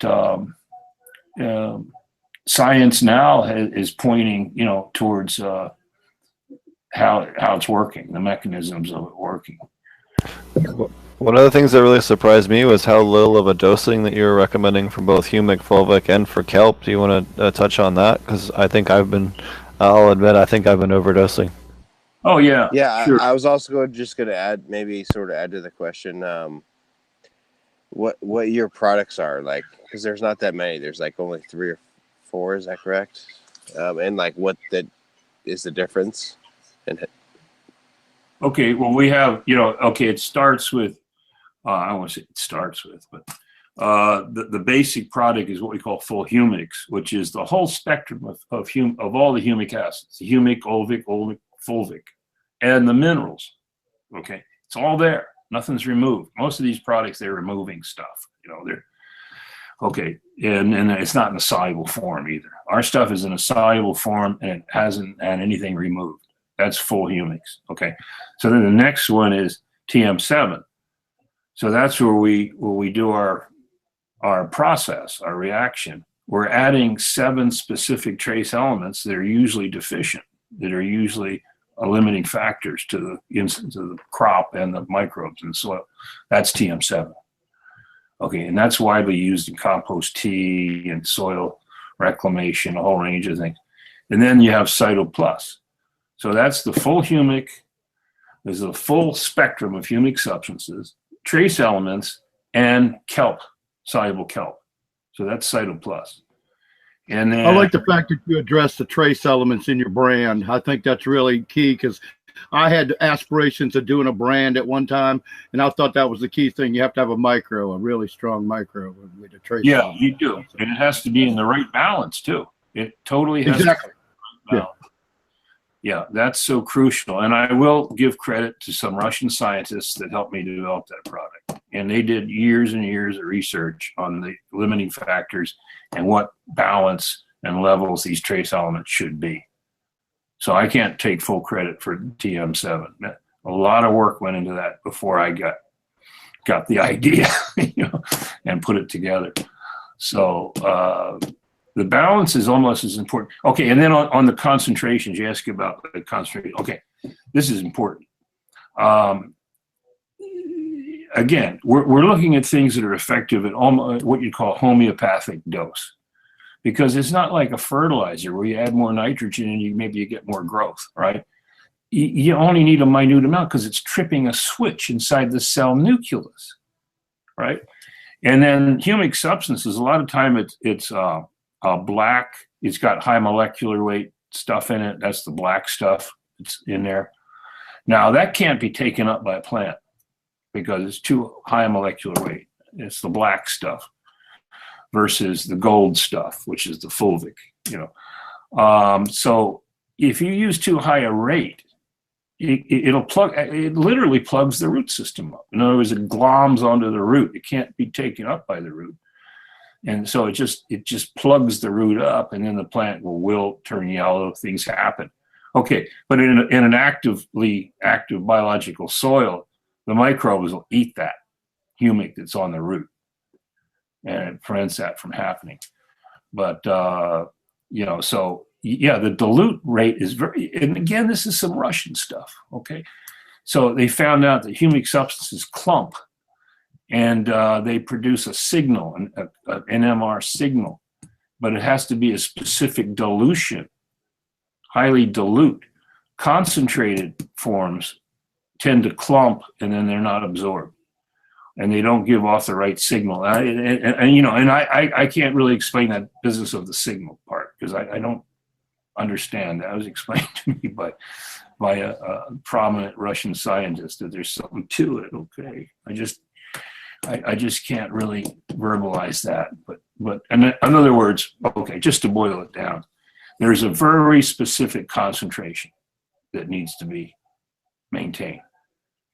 For instance, of our full humic, if you're going to use that in a hydroponic or watering or foliar spraying, for watering, you would use 1.5 grams per 10 liters. Okay, and that's a 0.05% solution. For foliar, you use half the concentration. See, so it'd be 1.5 grams in 20 liters. Because this is crucial. The dilution rate, the concentration in the solution, the root uptake or the leaf foliar spray has to be a certain concentration, period. More isn't better, So we usually mix up a solution, weigh it out like 1.5 or 2 grams in 10 liters. That's about 2.5 gallons, 10 liters. So you make up that solution by weighing it out. You put it in a glass jar. Okay, and now the batches you mix after that, let's say in a sprayer or hydro, you just compare the color in the jar that you saved to what you're putting on now. And it's a very dilute. It looks like iced tea. It's not black, not brown. It's like iced tea. Okay, that dilution is crucial. Very, very crucial. And like you said, more is not better. And it's one thing that goes side by side with that. I like to tell people the plant will only uptake so much, no matter what your strength or concentrate you do, then you're wasting it also. Isn't that well, a lot of times if it's too concentrated, it don't even make it into the plant because it clumps. These molecules clump together and they can't even be taken up. So people sell something, they say, well, our product is 60% humic fulvic acid, which, yeah, come on. But if it was, it would be totally ineffective because it'd just be a bunch of slime, just clumping molecules, I did that once. The first time I used humic acid, I know exactly what you're talking about. Yeah. I probably followed the bottle directions though, but it was that black nasty tar. It was the nastiest stuff. It's got wax. Worse than diesel all the wax in it. Okay. We take the wax out. We have a process where we remove the wax. It's a canaba. It floats on the surface, and so that has to be removed. So again, humic acid products aren't about, okay, we dig this stuff up, we make a product, and here, you use this. Here, I'm going to guess at the rate. No, there's science behind the rate. This isn't just about a product. It's about information. It's about how to use that product. If you don't know that part, well, good luck. We reclaim soil. We turn soil around with only 50 pounds an acre of full humics. Now, this is based on studies where they worked out a yield curve. You use this concentration at this amount per acre. What yield do we get? So it'll go up to a certain level, and after that, no more is going to work. It's not going to do any good. It plateaus out, just plateaus out. And then if you use too much, it starts going the other way. So it's going downhill, yield-wise. See? So there's a specific, very specific sweet spot on that curve where the yield increase can be as much as 90, 95%. And then after that, no more. It's not going to go any higher. And it's very narrow. It goes up. It goes up like this, and then plateaus off, and then drops back to below what you started with. So definitely more ain't better, you know. And people are kind of conditioned to think more is better. Well, not in this case. There's a sweet spot there, you know. And so we're trying to hit that, you know, and it's kind of easy in hydroponics because you can, you know, like I say, you can, you know, use 1.5 grams or 2 grams per 10 liters, and you're going to be good, you know, use it all the time. But people will put too much in, and then Lord knows what it really is. That's the other part, you know. So, you know, you need to use a product that's got some credibility, you know, has some actual plant testing and you know, a test procedure. I mean, we have a new test method, like I said, for fulvic, also humic. And matter of fact, I just found out this week that California is going to accept that new test method for humic. So that's going to change things a little bit. And separate the men from the boys. I mean, this is the problem with humic substances. People come up with these. In other words, it does some good. People see spectacular results, and there's some excitement about humic acids. Then people start digging coal out of the hillside, or anything black, you know, and adding lye to it, or whatever, or not, just selling it as is, and then say, "Oh yeah, this is humic acid." It does. They copy my website. They plagiarize our stuff, you know, and then people try it, and either nothing happens or they get negative results. Yeah, you can get negative results. Try the Chinese product if you want to see that phenomenon, because it has the methylene groups. That stuff associated with coal and oil, you know, and that's the negative functional group that you deduct from the positive, you know. So it can actually give you negative results over. Not matter of fact, our competitor, one of our competitors, not really. I don't even consider them competitors. They're so lame, you know. But they're out there. They had a product, and they hired a woman to do testing in a greenhouse, and she was a grad student at a major university in Colorado, and she did these trials using their product, growing. I'm not sure what they were growing, tomatoes or something. I don't know what. But anyway, when she presented the paper, the results of this trial to her boss. And this company has been around a long time, okay? The results were negative. In other words, the results were less than like the controls. In other words, using nothing was better, okay? She got fired a week later, right? They said, well, we're going to hire somebody else. We didn't like the results. Okay, I hired her. Good for you. Good Works for you. for me now. I'm not going to say her name. I don't want to get her in trouble, but anyway. Awesome. This is You what better go sometime, Dr. Faust. You should have. No, we got to keep her a secret. we could do that. She's my rep in Colorado, so I guess that's okay. You know, I might get in trouble with. I'm not worried. I mean, if I was worried about trouble, I mean, I'm the guy that sued Monsanto. Okay, so you know, I'm not really easily intimidated. My new hero. Okay. Here we That go. sounds like asking for trouble.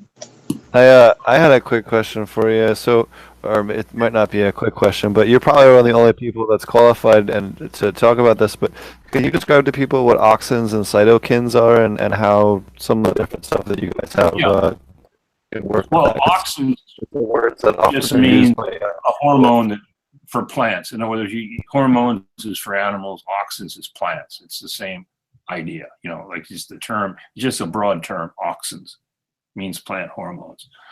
So within that group, cytokinins are a auxin. Okay, cytokinins are the main component in the kelp. See, and plants produce them themselves normally anyway. You know, it just happens that kelp has a higher concentration. So we use the kelp extract to provide the cytokinins. But like I say, we can turn on those pathways in the plant, and it makes its own cytokinins. I mean, cytokinins are produced by a plant called kelp, but they also are produced by just about all plants. It's just we have a huge, you know, high levels in kelp. So it just stimulates all kinds of biological factors like ATP transfer, proton pump, you know, all these things that happen within a cell, are stimulated by that. So we're just back to nature. That's all. I mean, this is just a natural component. And so we talk about plants get sick because they're not healthy. They're not getting enough nutrients. Well, they're not getting enough nutrients. They're not getting enough humic substances, tannins, etc., to build these substances, these cytokinins and auxins, you know. And so let's go chop down an oak forest and burn it and till it, you know. No, you're going to have a really nice, healthy looking plant because the soil's got lots of cytokinins, auxins produced by microbes and fungi, and the dead plant matter, the leaves that have decomposed and released. Kelp is nothing more than leaves. It's leaves, but it's a sea plant. You know, I mean, these things are produced in oak leaves and a lot of things. You know, it's just convenient to use kelp just because you can extract it. It's a potent source. That's all. But that's what auxins and cytokinins are, and cytokinins is kind of a broad term too, really. I mean, it's cytokinins with an S, you know. And then you get down into a whole level of biochemistry, you know. And again, you know, we don't have all the answers in this stuff, and I found lately, because I follow the research all over the world, that a lot of younger scientists are publishing papers on humic substances, auxins, growth regulators. And, you know, the next generation is taking this and taking it to the next level.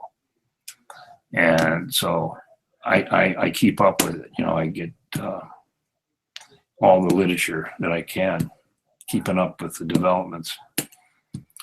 But yeah, if you want maximum results, if you want, again, I mean, a lot of this work was done by T. Sen at Clemson University, and he was like the black sheep of Clemson University. Yeah, Clemson, right? Go Tigers. So he did the first work on kelp, him and one of his grad students. And for instance, they tried it on, like one of the things that Dr. Sen would say, like farmers would ask him, well, how do cytokinins work? How does kelp work? And he's talking to people like pecan farmers, you know, and pecan flowers they're kind of difficult to pollinate. But his explanation of cytokinins was, it makes the flower sexy. It makes the plant sexy. Which means, you know, that it pollinates better. You know, and the way I say it is that it shifts the plant from the male energy to the female energy. See, so this is why we recommend kelp, you know, like our Cytoplus or something, at the first sign of bud, you know, like whether it's tomatoes or cannabis or whatever it is, when the first sign of, you know, shifting from vegetative to the female energy, reproductive. You know, you give it a shot of cytokinins. See, and so that shifts it into the female energy, right? And so the plant puts all its energy into making the female stuff, you know, the flower, the fruit, etc. Right?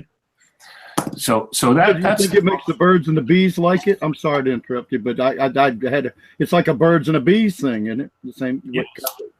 No, not at all. Yeah. Oh, yeah. You know, like it's really about male versus female energy. Okay. That's how you have to think about it. Yeah.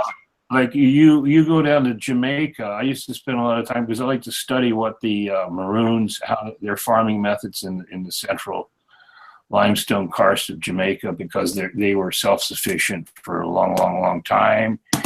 And, you know, they put together a polyculture / organic farming system, which works. Okay. And I'm interested in that kind of stuff. Like, what are they doing? Isn't that important? Just like my paper that I'm going to start publishing again on the internet is Ancient Hawaiian Agriculture as a Model for Sustainability. Okay. So, you know, I've studied these kind of systems all over the world. But anyway, what the Jamaicans were saying, and this is in regards to ganja, is that if you use too much fertilizer, if you use fertilizer, and they're talking about chemical fertilizer, or even a lot of manure, it makes the plant mad, is how they say it. Which what they mean is it really vigorously, you know, produces a lot of biomass, you know, a lot of growth, a lot of height. That's the male energy, is what they mean. It makes the plant mad. So it, you know, it just puts all its energy into top growth and vegetative growth. And you don't want that. You don't want that. That's not what we're growing. We're not growing hay. You know, you want the female energy. You know, so that's why you have to be careful how. It's just the same with concept of growing potatoes. You want the fast growth of the plant early on, then you want deficiency, and that increases the potato set, number of potatoes, because we're not growing potatoes for the plant. We're not growing ganja for the plant, for a whole, well, unless you're growing hemp and you just want, you know, fiber. So this is why we use the cytokinin and careful nutrient management. And ideally, for instance, in Jamaica, what's their favorite program? I love this. You know, like back in the day, you know, you'd ask them, well, you got any good ganja? And they say, yeah, man, I got goat shit. Okay, so that's a category in their way of thinking, okay? Because the most effective growth, you know, fertilizer was goat shit, you know, and that gave you the plant, right? So I still favor goat shit. Sheep, well, I raised sheep, so I always had plenty, you know, in Hawaii, yeah. But back to the cytokinins, you know, it's shifting that energy from that top growth to the flower, the bud development, and you get huge, whatever it is, fruit, berries, buds, whatever, you know, that's where you want the energy going. That's where you want it to happen. And you can do that with organic farming methods, and you can get some goat shit, bat shit. What in Jamaica they call rat bat.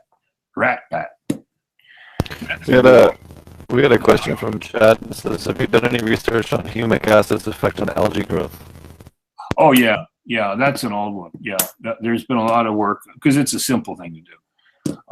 When I was in Hawaii, I was also a consultant to Cyanotech. That's a company that produces blue-green algae. And we did work with the humic substances in algae culture. Wow. I had to sign a confidentiality statement and all that, you know, and like the pigmentation went up 60% in the blue-green algae, the cyanobacter, and the actual yield or the speed of growth was incredibly enhanced, you know, but what they're after was the pigment, you know, and that was increased by 60 or more percent. So yeah, big time. I mean, algae is one of the first plants on Earth. So, I mean, this is just a progression is all. I mean, humic substances is the key. You know, that's the bridge between inorganic and the organic, or the cell membrane and the minerals in water or soil or whatever. That bridge is humic substances. So the cell membrane is made more permeable, more receptive. And so that plant, whether it's algae, whether it's a unicellular algae like spirulina, or it's a higher plant, the same concept. You know, the cell membrane is more permeable. It can take up more nutrients. It can the ATP and all that. The chlorophyll production is increased. All these cellular factors are increased. And so the result is more yield, more goodies. And then back to the work that was done early on with kelp and humic substances on tobacco. Okay, check it out. Increases the alkaloids in tobacco, nicotine, and alkaloids. So we know that it increases alkaloids in plants, Now the work that I want to do when I get a chance to do it is the effect of these substances and different combinations on the cannabinoid profile in cannabis. Like I want to demonstrate an increase in THC profile, CBD, whatever. And actually I have sitting out in my lab right now. There's a cannabis lab here in this town, Independence, and now we've transferred all the equipment out here. So I got HPCL and I got all the stuff. I got all the equipment to do this kind of stuff, and I hired the chemist too that knows what he's doing, because I don't on that level.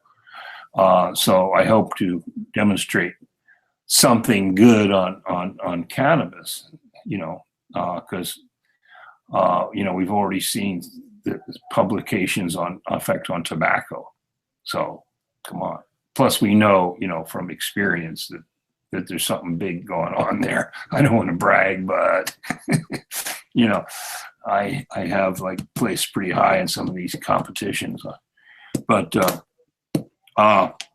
so this is something that we want to demonstrate and show the effects there of these substances on alkaloids, cannabinoids, things like flavonoids, et cetera, et cetera. And we have the means to do that. We can do a complete profile of all the cannabinoids, whatever you want. So it takes it to that whole nother level. But is there any other more basic questions? The last thing I was going to ask you real quick is if you wanted to touch on, I know you're quite the expert on Asian medicinal mushrooms. I thought maybe you could talk on that for a minute if you're interested in that. In what regard? Just some of your experiences. Sometimes we talk about mushroom cultivation on here, and I thought that we kind of need to touch on. Okay. Yeah, this all kind of fits together in some ways. I mean, the relationship between fungal, and plants, and higher plants, we call higher plants. I'm not sure whether that's even good terminology, but anyway, like we sell a VAM product, mycorrhizal fungi, and it's a range of mycorrhizal species. Now, mycorrhizae, colonize the root system. They live in symbiosis with the plant root. They provide stuff the plant needs, even little packets of water to help the plant survive drought. And then the plant produces carbohydrates and stuff that helps the mycorrhizal fungi. So fungi are intimately involved with healthy plant growth. I mean, they're a function of most trees are mycorrhizal. You got the matsutake, and things like that grow out here. They call it the pine mushroom. Very valuable. They have anti-cancer compounds, etc. Grow on the root system of pine trees, and a lot of people are going after these mushrooms in Oregon. And then so to have the fungal dominance and also the mycorrhizal associations with plants is another level. There's a whole nother level of benefits to plants. And using all these things in combination, you can just about eliminate, like chemical fertilizer. I can. Okay. And now we get in, and I sell mushroom. I'm involved in mushroom production. And I sell a product called Fauna Mono, which is 8 different Asian mushrooms that are anti-cancer. You're not supposed to say that, but go look at the literature, you'll find out. So mushrooms can do a lot of good things. Okay, they can also open your mind. They can change your world. They can reset your brain. They can open up, another level of thinking, spiritualism. Yeah, like I was a friend of a lot of pioneers back in the day, like Paul Stamets, Terence McKenna, Dr. Weil, and these people were all like mushroom enthusiasts. And I don't mean just supermarket mushrooms, okay? So, a lot of these mushrooms opened up a lot of things. Again, it goes back to our ancient spiritualism, of using cannabis and using mushrooms. It's the spirit world. Yep, the spirit world, and yeah. I didn't have fancy people with mushrooms. We just had good old Southern cow shit. Yeah, the mushrooms were pretty good. They opened my mind. Yes, that's right, and I think that's what this world needs at this point. I mean, I think that would be. I don't know what else. I know what the answer is, but to me that would be like if everybody just opened their mind and But this is why the powers to be, the demonic forces, are holding back on this. They want to prevent it. They don't want you to open your mind. They don't want you. They want you to listen to their nonsense and be manipulated. So in California and Oregon, there's petitions going out, to legalize, psilocybin, which is now called Stropharia cubensis. But so we're seeing kind of resurgence in interest in that area, and it holds hope of enlightening people. It can be used in meditation, and it opens up the Kundalini, Satori experience, if you will. It's a tool. I'm a believer in Zen Buddhism, and that's been my sort of philosophy for 50 some years. Okay. Thank you.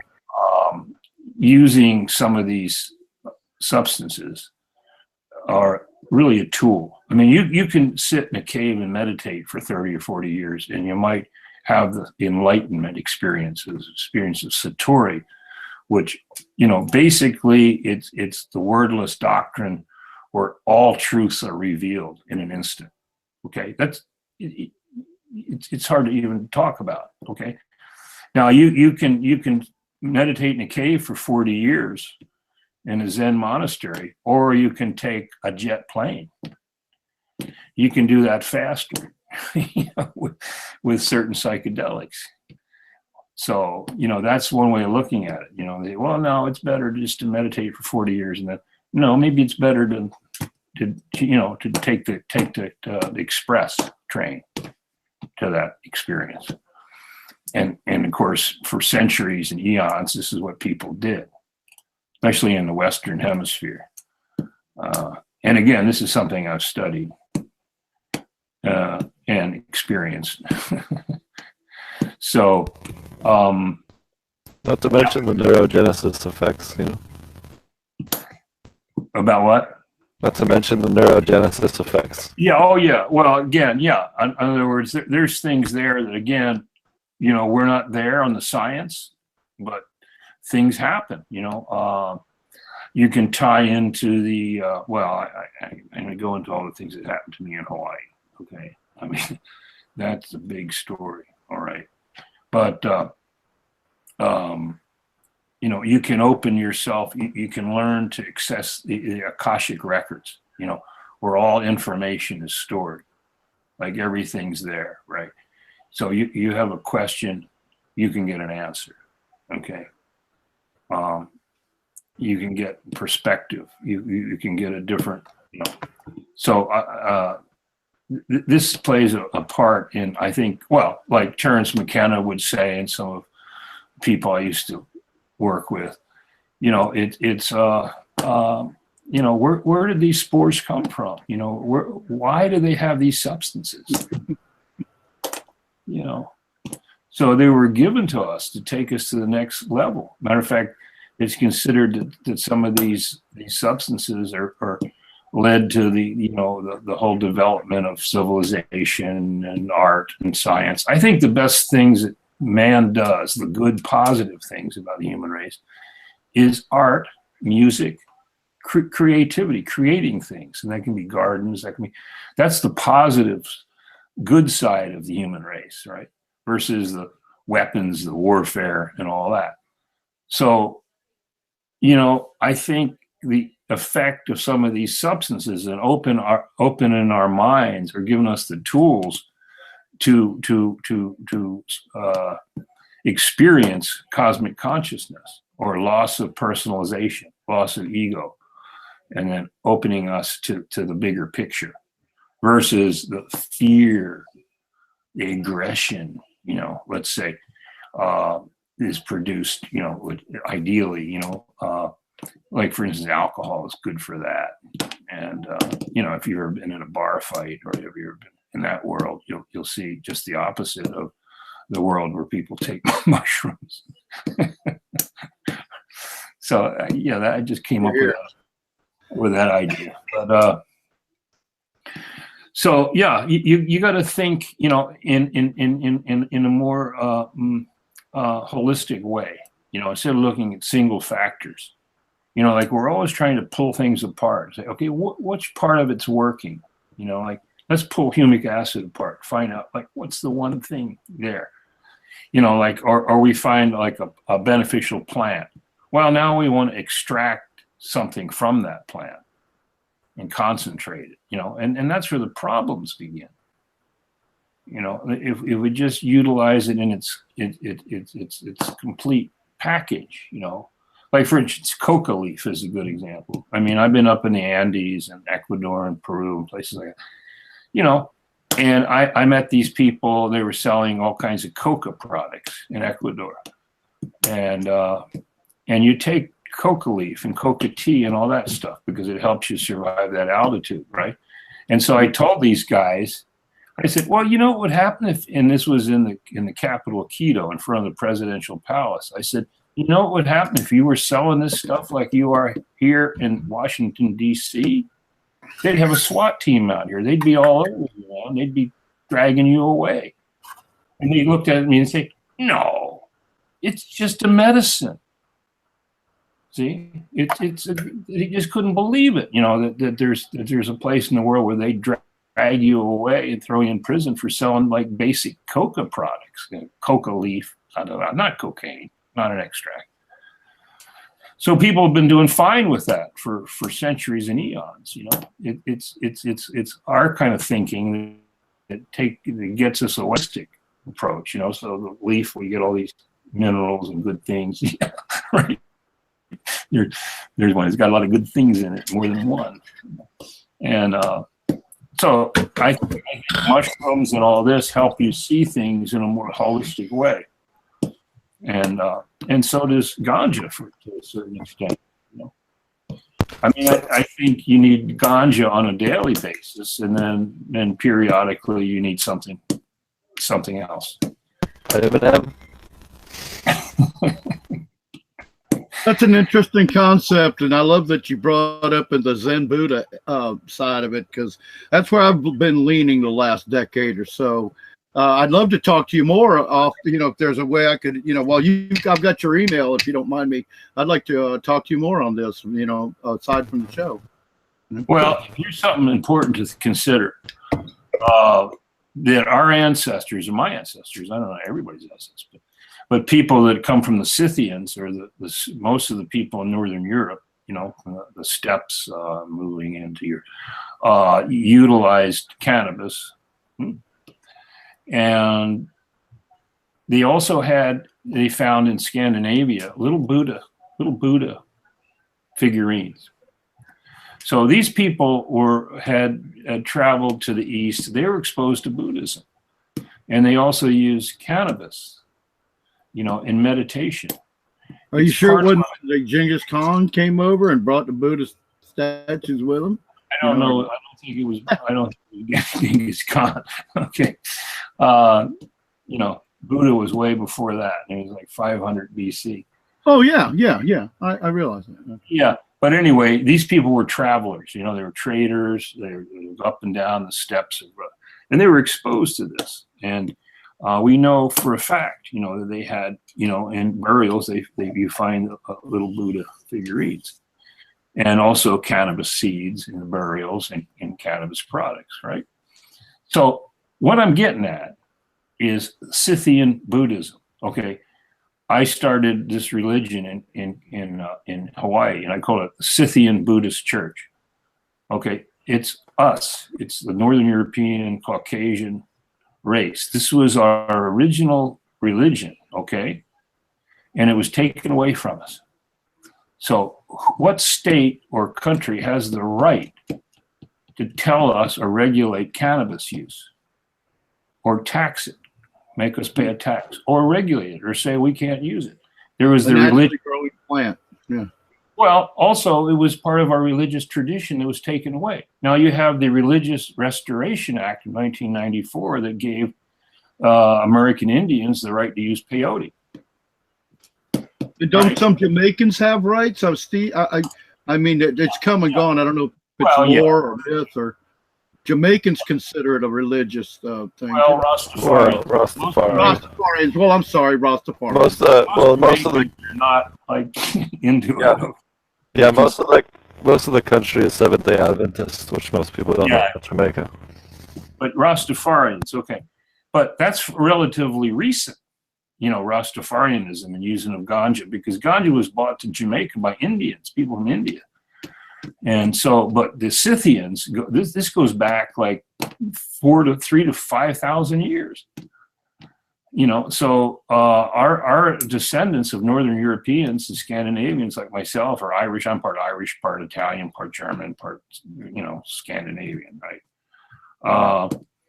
That was taken away from us. So my point is, that if they have the Religious Restoration Act, why shouldn't we have the right to use ganja unregulated, untaxed, as a right to religion, just like American indigenous natives have the right to use peyote again.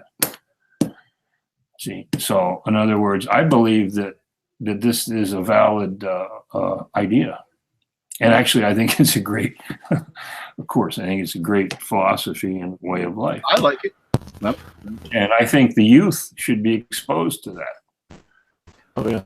Concept. That's what I was going to say a while ago, too, is I love how you hit on the youth because of the internet now and them taking up the cause. What I wanted to say was they are so aggressive, too. The youth of today. Like we didn't even have a sniff of the opportunity of information they've got now at 15 to 20 years old. And we've got 25-year-olds that, like you said, I love it too that you say, and I don't know everything. We don't know everything. I like that to finally hear someone say, that's, considered an expert say, I don't know everything and we don't know everything and we're still finding it out. But I think you hit the nail on the head with the new generation in their 20s. They're going to figure it out. They're going to figure out a lot of this stuff, like you said. It's going to evolve because now they've got that information. We've got the legality in states now, along with the things going on in Europe. So yeah, I mean, this kind of era now, I'm so glad that we got to see it. I'm glad we're getting to see it. At our age. I think the only hope is the next generation, younger generation. That's why I like to try to influence them so they don't have to reinvent the wheel. That's the function of the elders in all these indigenous societies, because you don't want to have to reinvent the wheel over and over and over. Okay, you learn.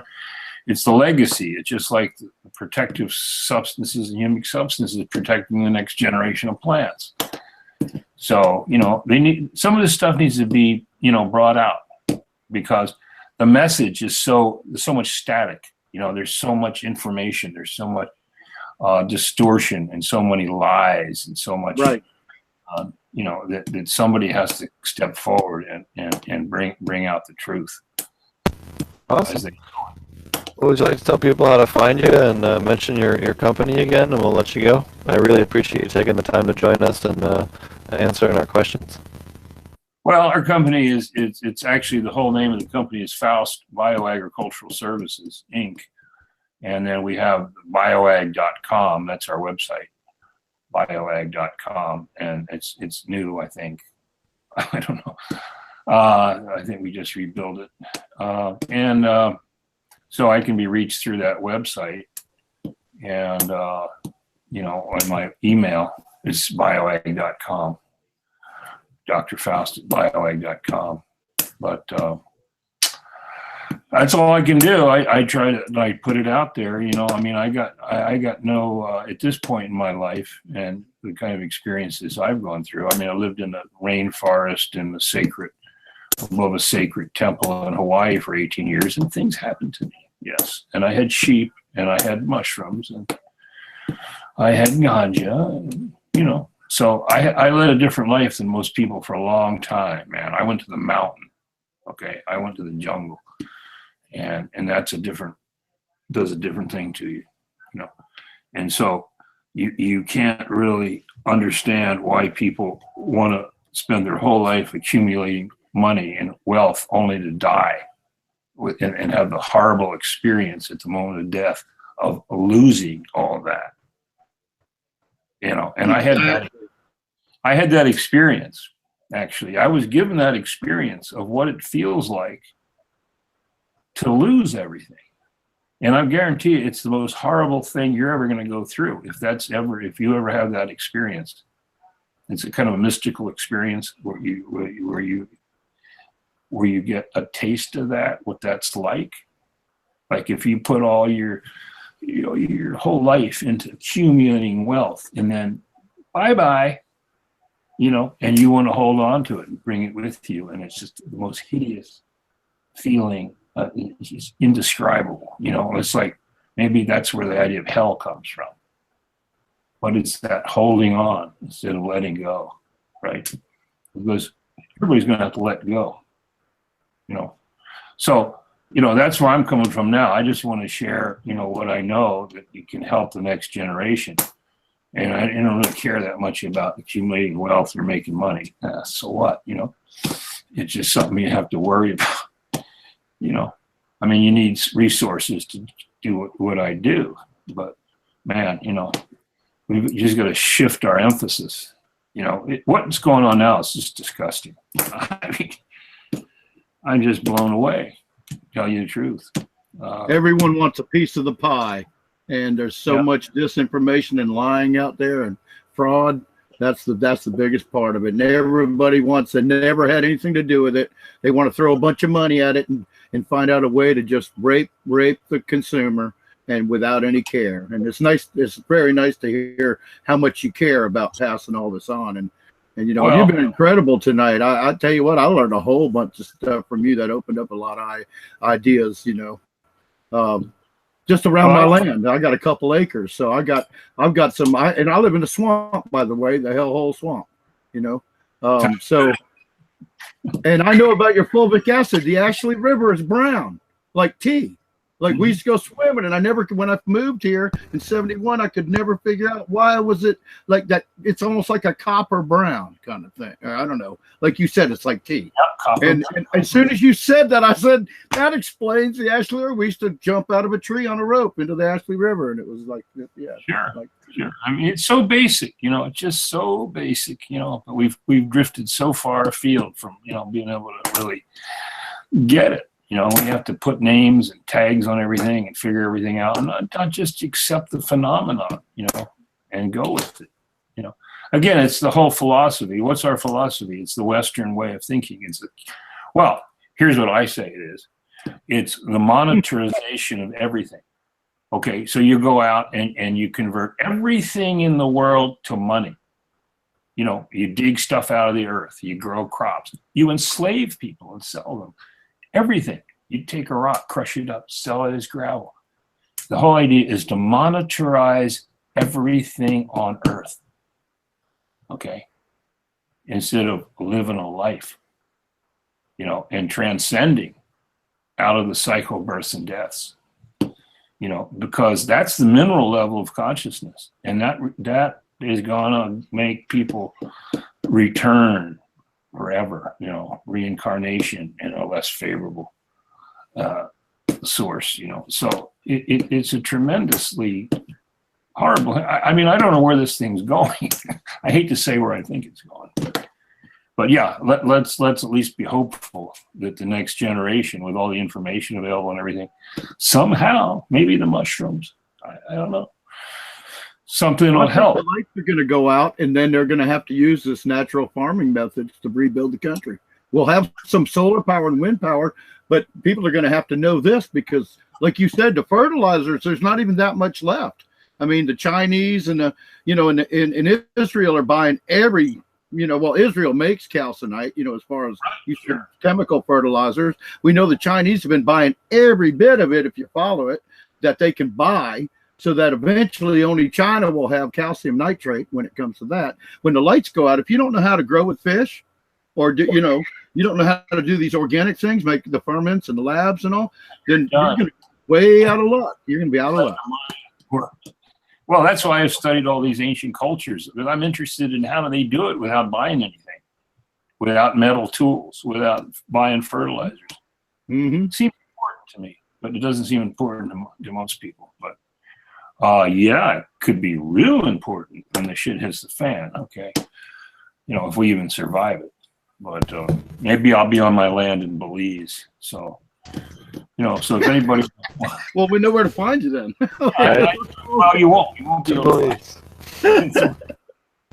It's deep within a rainforest in Belize, the land I own. It ain't on the main road. Oh, they'll know where the white doctor is. Right. The Obi man. Right. Well, thank you so much for joining us. It was a great having you on. I really appreciate it. I like sharing it, putting it out there. So you're welcome back anytime, and I really appreciate it. Thank you so much. Great. Aloha. Thanks a lot. Good night. Take care. Alrighty, how you doing, Roger? I'm doing fine. Did you tell Doctor he could hang around if he wants to? Oh yeah, you're more than welcome to hang out. You don't have to go. We're not kicking you off off the show. You can hang out and shoot the shit with us now. Oh, you're welcome. I'm tired of talking. I'd rather hear somebody else talk. So. Well, there you go. Oh, you want to talk about me? Oh, I already talked about me. Let somebody else talk, like Mr. Green Jeans or Marty. Where's Marty? We haven't seen Marty on the show in forever. Oh, yeah. He wanted to show us his grow room. If he's still there, I see pictures. Doing his slideshow. Send a slideshow. Well, if he comes back, we'll get Mr. Green Jeans. Let's hear what Mr. Green Jeans. Yep. I'm kind of saying, and I'll talk some more about what I'm doing. Nothing. I was just my friend my friend the guitar technician was over, and we were making rosin. We were pressing rosin, and he was gone. He had gone home. I was smoking some of it in the packs. But boy, it's really strong stuff. Other than that, not much going on. This is nice. This is that I had that Jack Herrera clone. I was showing it before. It's really cute. I think it's got seeds on it right now. I think I seeded it. I was making more seeds off it, but I've had this about 12 years. I think maybe 13 years now. Same clone. It's great. It's a beauty. It has that wonderful classic Jack Herrera smell that you can. Jack Herrera, yeah. The Jack Herrera, yeah. Well, when I was in Switzerland and I walked into this hemp shop in Basel on Main Street, guess what I bought? Some Jack Herrera. Oh, it's so great. I'll never forget it. It's the first time I actually bought cannabis in a shop legally, and it was Jack Herrera and White Widow. So. Nice. Oh yeah. Yeah, the Jack it's really the characteristic kind of up sativa. I think people think of it as being the one that they remember as being a nice not a heavy indica, but a stimulating sativa. And I think this one is definitely a good example of that. And very looks like a nice mixed hybrid. It looks pretty close to like 50-50 almost. It definitely has some indica. Super thin. Yeah, definitely it doesn't has have super indica thin in it. leaves yet. Yeah. Oh yeah, it does nice. have very thin leaves.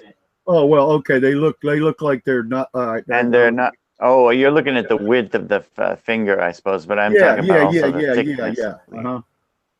Yeah, they're real thin. Yeah. It doesn't store nutrients all that well. And it also has that incredible spicy sativa smell, classic, sativa. It's really God, it's incredible. It's really easy to flush it, you know, to get it. Oh, there goes a nice yellow leaf now. It's really easy to get it to, you know, to lose all of its nitrogen at the end. I really think, you know, what Dr. Faust was talking about, he was talking about the causing maleness in plants was really interesting, because I think it has to do, we know that extra food like that is definitely a thing. If you keep on feeding, like the belief of the Jamaicans that feeding too much, overfeeding is going to Makes it mad. makes the plant mad. It's a fantastic idea, and I really think it's kind of true, because I think it's definitely one of the main causes of hermaphrodite flowers. If you're having a problem with hermaphrodite flowers, it could be a nutrient thing.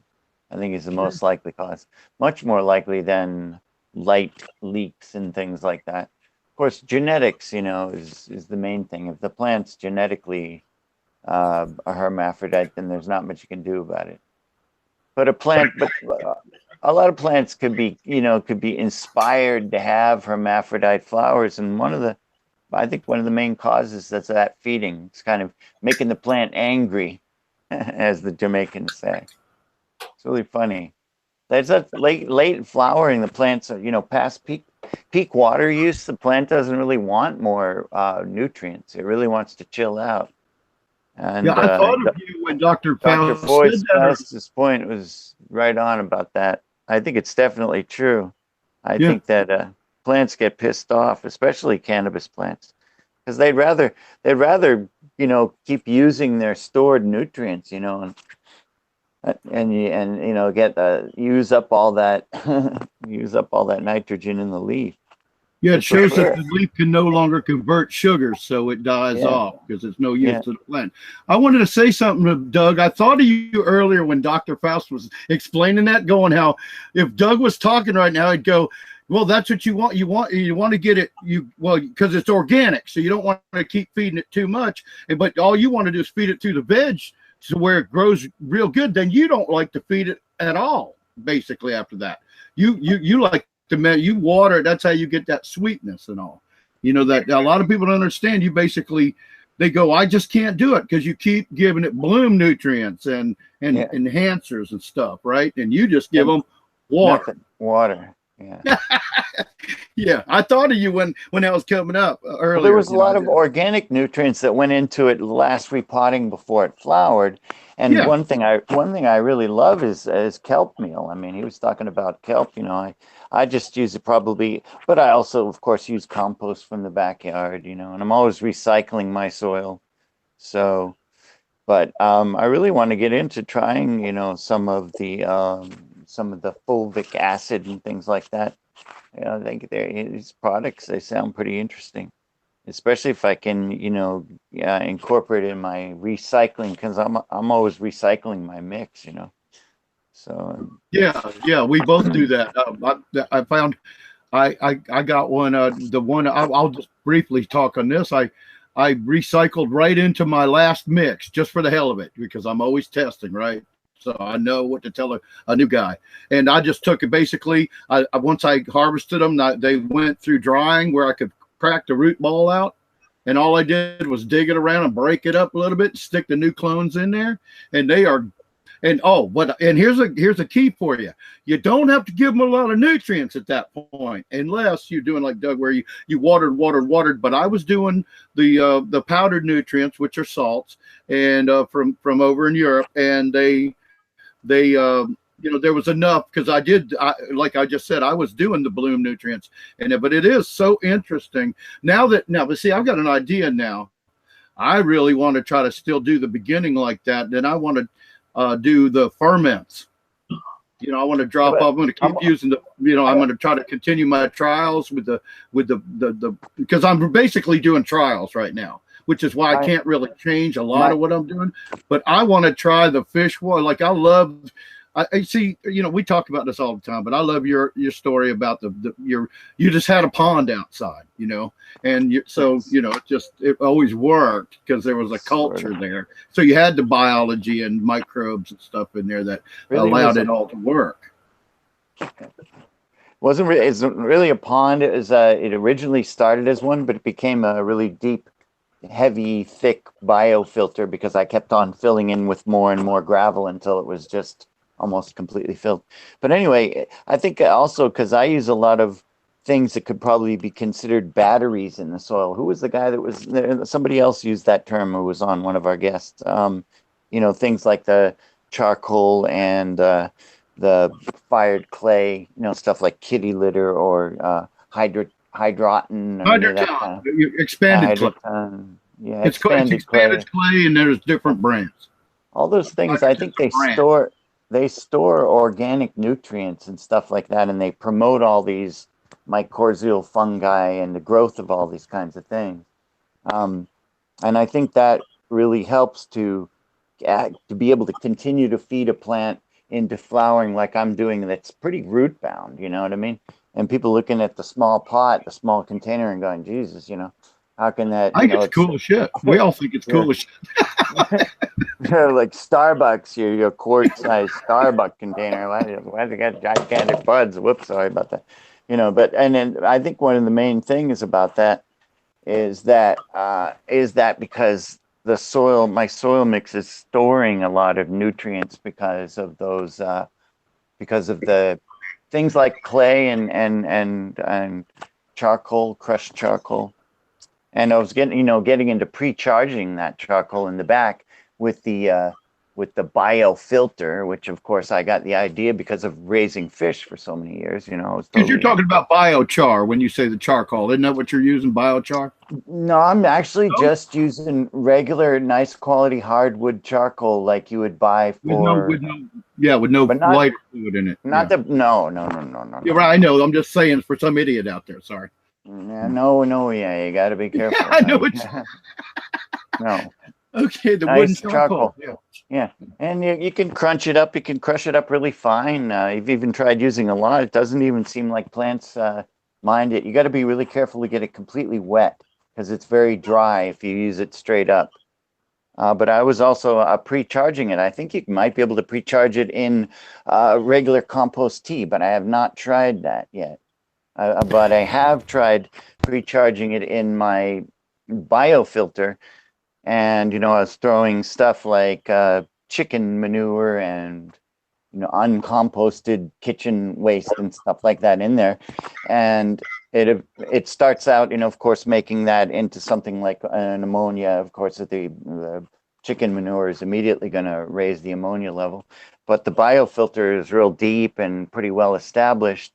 And it chews it up pretty quickly, it turns it into, and if you keep on testing it, you'll see you get lower levels of ammonia and higher levels of nitrates and nitrites, and as people know that are into fish, right, it makes it's much more tolerable. And also the plants like it a lot better too than something like compost tea with high levels of ammonia in it, seems like. So so I was just making that sort of concentrated stuff, and I just one day had that wild idea. I was like, hey, what about this charcoal? I hadn't crushed it yet, and I just dumped a bunch of it right in the top of the running biofilter thing. And after about a week or two, it sank down, it absorbed all that, crushed it up, put it into some soil mixes, and it seemed like an amazingly miraculous fertilizer.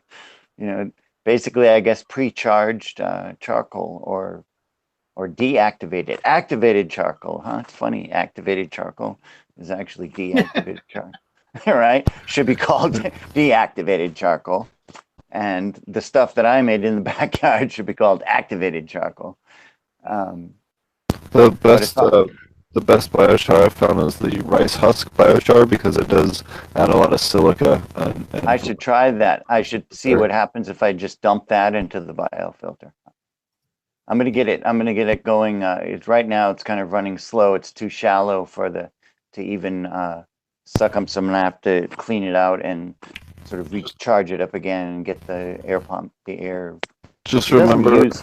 Yeah. add it slowly because the carbonates in there will raise your pH. So if you add it, if you dump a bunch in, you will slam your pH and probably kill everything that's in there. So Yeah, there's no fish in it. I originally started out, and I moved. I had mosquito fish, but I moved them over. They're not into the biofilter thing at all. They got their own nice, tank. Well, just a matter of even your microbes. It's not good. Even the microbes could get killed by it. Oh yeah, microbes are sensitive to pH changes as well. You never want to think of them kind of like fish. You don't want to slam the pH on I them. only give them small amounts of stuff until it's pretty well established. I mean, that has of course been my rule. But I did throw a lot of charcoal, but I guess the charcoal was big chunks though. I didn't throw, and what you're talking about is already we'd have a lot more surface area and probably have the ability to drop the pH a lot more, huh? Actually, Dr. Faust, do you want to mention something on biochar? I did a big 4-acre study on it over 4 years, and I'll be honest, with hemp, and it made no difference in terms of yield. So that's just my personal experience. Well, that's everybody's personal experience. No, it was really funny because I've been all over the world, and for instance, in Egypt, I've seen people make charcoal out of wood. Where you have a guy with a shovel and a match, and he piles this up and he throws dirt over it. Okay, I've seen the same thing in Jamaica and lots of places, people making charcoal.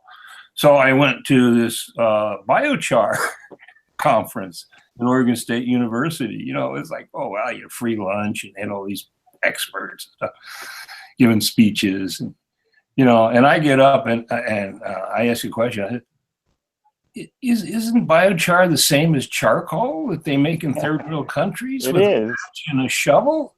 Yeah. Well, he's him and Han, and I'm like, okay. I don't know if it makes a higher yield. I think it seems to make this. It seems to me like it makes the stems kind of stronger. It possibly makes the plant, makes the colors of the leaves a little bit more pronounced. Is possible. Some things like that. I don't think it's some kind of a miraculous thing that gives you higher yield. Marketing hype. Yeah. I see that. In other words, there's people here in Oregon selling bagged biochar, and all these claims, and the Oregon Department of Agriculture, put a stop sale order on it. Yeah. I really grow very organically, and I pre-mix and recycle all my soils and everything. So there's all kinds of other things going on there besides the charcoal. Loosen, it has whatever way the charcoal is interacting with things. Well, if you understand Wilhelm Reich, you know that charcoal or organic matter and water attract orgone energy. Mm-hmm. We could go down that rabbit hole, Right, it's carbon. That would go with the orchid mix. Carbon in the soil. They're grown in water with net pots, just like the cannabis. I just want to, because you have charcoal and orchid mix, and that's a very hard plant to grow. I understand it is a very hard plant to grow, but they use them in net pots, so it's a water hydroponic type thing or aquaponics type thing. All right, and now I back out because I know, Doug, you had a thought. So go. No. Just that I've even tried using kind of a lot, and it seems like the plants tolerate it very well. It doesn't. If you powder it really finely and you put too much finely powdered charcoal, it might block drainage and things like that. Muck it up. Yeah, but it seems like, at least in my soil mix, even when I put it into that concentration, the cannabis plants didn't seem to mind. They were happy. So I don't know. Well, I think it's the kind of thing. If you have it, just powdered wood is all I'm using too. I haven't. That's what I'm saying. Yeah, I'm curious to try. $3 a pound. Yeah. Well, I think we all say look at the plants, right? We all say you put like your corn. I could see it in the corn. You're saying I see it. So nobody can tell you. Nobody can tell you that it's not working for you. And there's something it's doing that's making some benefit in your eyes, and that's all. It's not harmful. We know that pretty much, right? It's not harmful.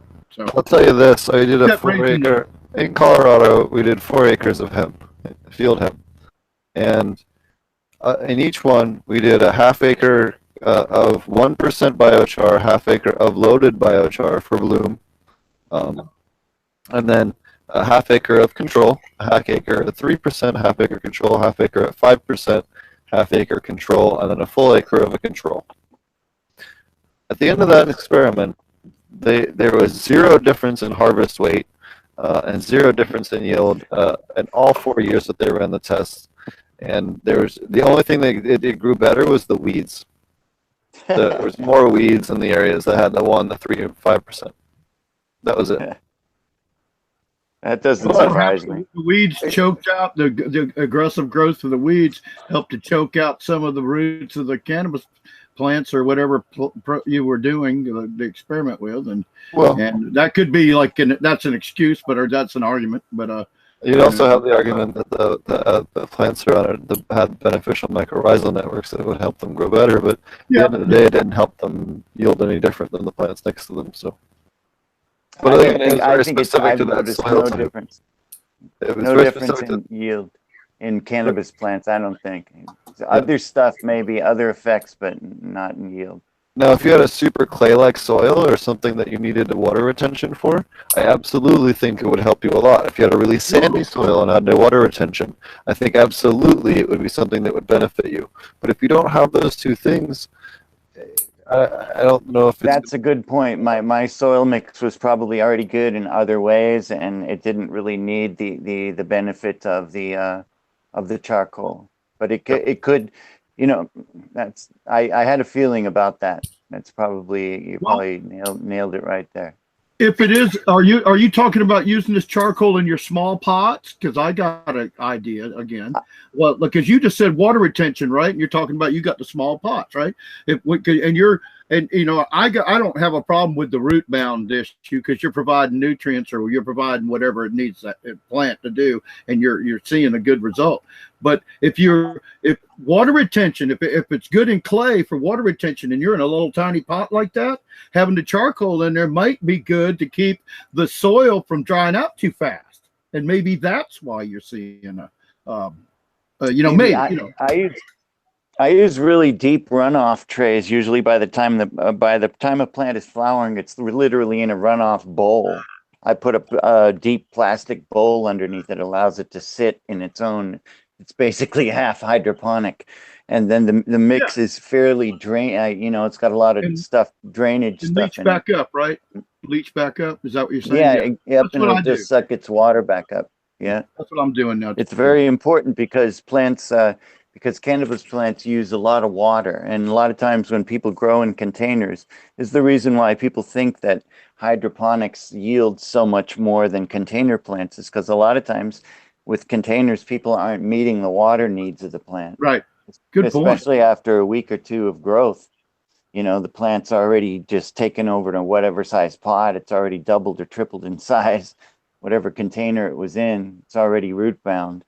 So at that point, maybe even only a couple of hours a day, it's going a little bit dry. And cannabis is really good against drought. It doesn't really show anything. It doesn't show much symptoms. And the only result basically is slightly lower yield, slightly slower growth. Well, you lose some leaves too. You'll see yellowing of leaves, and after you. So when people in containers, if you can. Somehow solve the watering problem, just give them enough water and realize that once the plant is root bound, it can really sit in water. It can, unless you've got really the wrong mix, maybe if you've got, I don't know, but if you got a, fairly good mix, you can probably let the plant sit in its own water. It's as long as the roots are around the bottom of the container, you're probably good. And that's something people have a hard time getting the hang of because they're really worried about overwatering. Maybe even overwatering was a problem early on because of the change of rate of water. Sorry. In flower, it can be an issue. I know I definitely slow down. I try to slow down if possible the past peak watering. Peak flowering. Especially the last 2 or 3 days, I really try to starve them of water as much as possible without making them wilt. So, maybe. I think that doesn't really make much difference. Is the theory that it makes more trichomes and things like that. I tried it a bunch of times. I'm not really sure if it works or not, but maybe it does. Because there's a bunch of reasons why. I think that's a personal choice thing. We all have those little things that we think they either work, we think they do, or they don't work. Or So you don't really see a difference. And so it's a cannabis mojo. plant. It's good mojo. I don't think it can hurt. Yeah. Heat and water stress will increase the amount of wax and resin production in order for it to hold the water in. So if you do it at the right times in the plant, I know a lot of people like the Dutch guys like Franco, who just passed away, and the other guy that works with him, his name's escaping me at the moment, over there in the Netherlands. They like to starve their plants of water. Yeah, so Argent, thank you. So he likes to starve his plants of water when they transition them from veg to flower, and then they starve them again at the end of flower as well. So that's something as well. And I know the guys that do the schwazing and stuff like that, they starve their plants of water a couple of times. Oh yeah, well that would make sense. I'd love to hear Dr. Faust's opinion on schwazing. Yeah, I'm here, but I don't know. I don't know.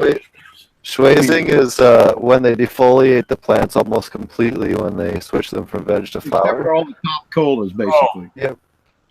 Oh, strip. Heavily defoliating. Yeah, they strip the whole freaking plant. Extremely heavy that's a concept. Matter of fact, in tropics, like for instance in Thailand, that's how you can get 2 or 3 crops of citrus per year, by stripping the leaves off. See. And the plant regenerates and flowers, and I don't know, I know guys that might work with citrus, because that sounds cool, but they're not doing that. They're just growing the top. They are leaving it. They're not allowing anything to ever grow below the top canopy. Basically. I have friends that totally strip everything. It's just a stalk on the top. Wow, I can't do that. I can't. I can't do that. The leaves are the bud factory of the plant. Well, now we got the cocoa oil too. You need all your trim and your even Marty's larf. We need Marty's larf. We need the leaves. Maybe one day we'll get one of the guys from Medicine Man and 3 Light on. I talked to one of those guys. We got a guy on our forum too, Steve. That we might be able to get on sometime if you want to. Especially if you got some other blazing guys, we'll get 2 or 3 at one night. On that note, next week, unless we have some kind of last minute issue, he's coming back to the United States this week, so hopefully everything will work out.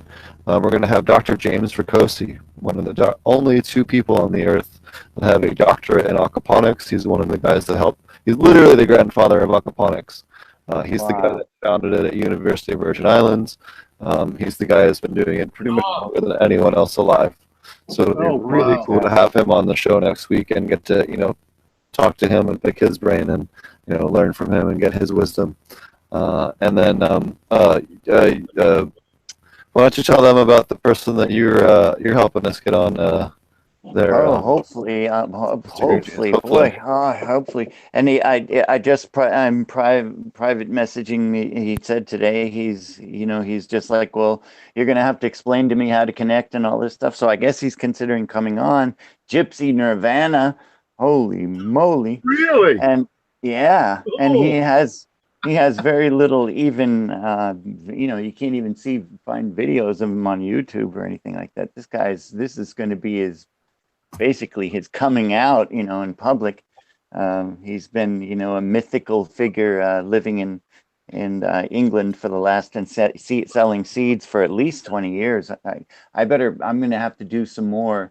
I was doing a little bit of the best place to research him is probably on ICMag, where he talks about, he's talked about his life and stuff in various posts and things. Yep. So I'm going to be trying to do that before he For those of you guys that don't know, he's currently fighting extradition from the U.S. government and has been for a very long time.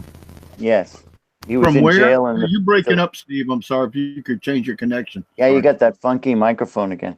He was in the Philippines. He was in jail for 2.5 years.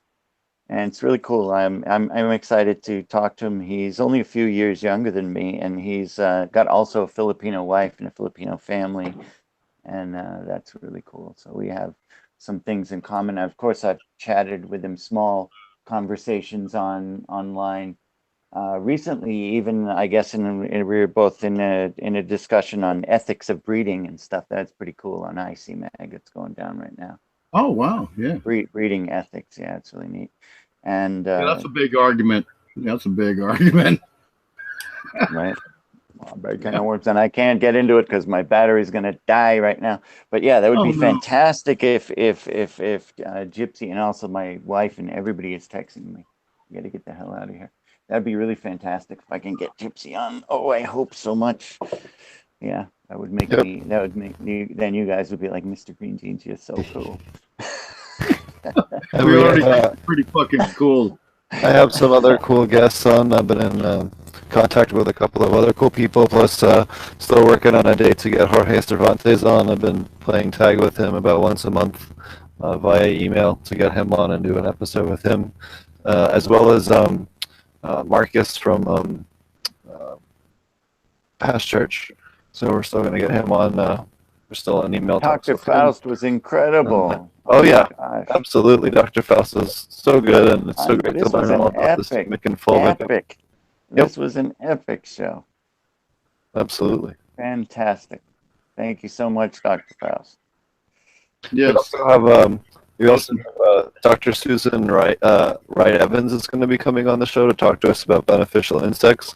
I don't have a date yet for her, but we're working on that, as well as a date for a class out at Ouroboros to do a commercial aquaponic beneficial insect control class. So basically, if you have a commercial aquaponics farm, you'll be able to come out and learn about how to control insects using beneficial insects the right way by someone who does acres and acres and acres and acres and acres and acres and acres and acres of beneficial insect control. Probably more than anyone else under greenhouses, both cannabis and non-cannabis. So you can't learn from a better source. So really will be good to have, as well as we have some other cool classes coming up. We'll be announcing the rest of our commercial classes for the year and the rest of our other classes for Ouroboros here in the next couple of weeks. We're working on finalizing the schedule for the rest of the year. We're working on a teacher camp. We're going to be teaching a couple of day class with teachers and focusing strictly on education.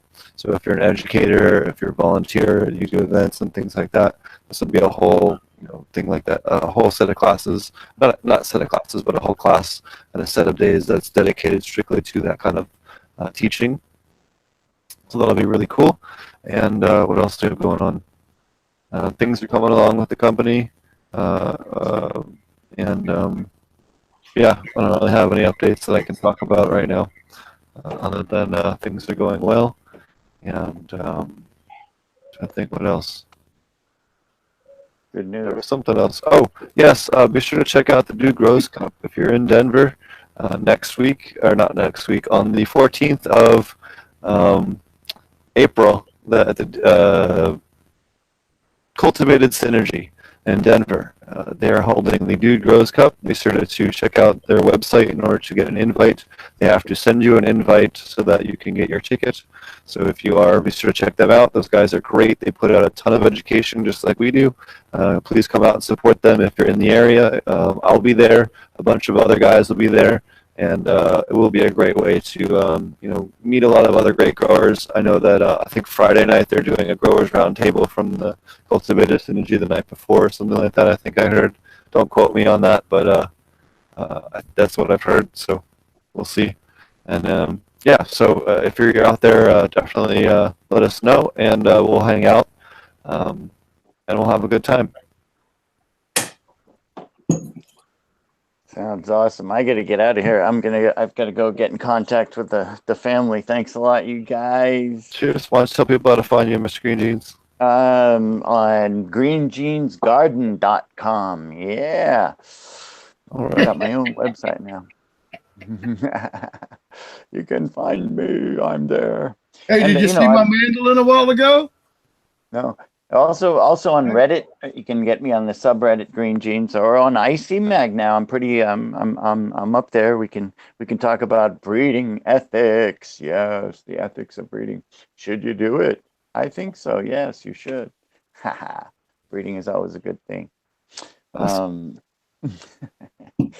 So yeah. Thanks a lot. Nighty night. I did have one last thing I was going to mention Yeah. real quick for those of you guys that didn't mention or didn't see it. Oh, nice. For those of you guys that didn't see it, Yeah. McConnell, of all people, introduced a bill to deregulate hemp from the right. Controlled Substance Act, which would Oh. completely change the game, Yes. at least for hemp.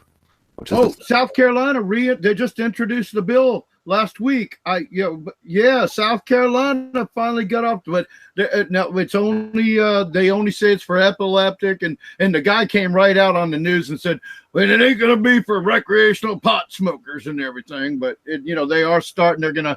They've introduced a bill, and they're gonna pass a bill for medical cannabis for 2 or 3 afflictions, whatever, one of them being epilepsy and stuff. They've already got CBD oil because that made national news and stuff like that. But thanks, Steve, for reminding me that I've been wanting to say. I somehow we missed out on it last week, or it happened last Friday I got the news, but yeah, they finally got. So we might be the first. Well, we know about Florida, but I still don't know about Florida. Yeah, and that's another show. We're at the end of the show, but I don't know. We might be the first, which I can't believe, actually, the first state in the South that legalizes medical marijuana. So that might be a good thing for me. That might be a real good thing for me, There you go. Good news. All right.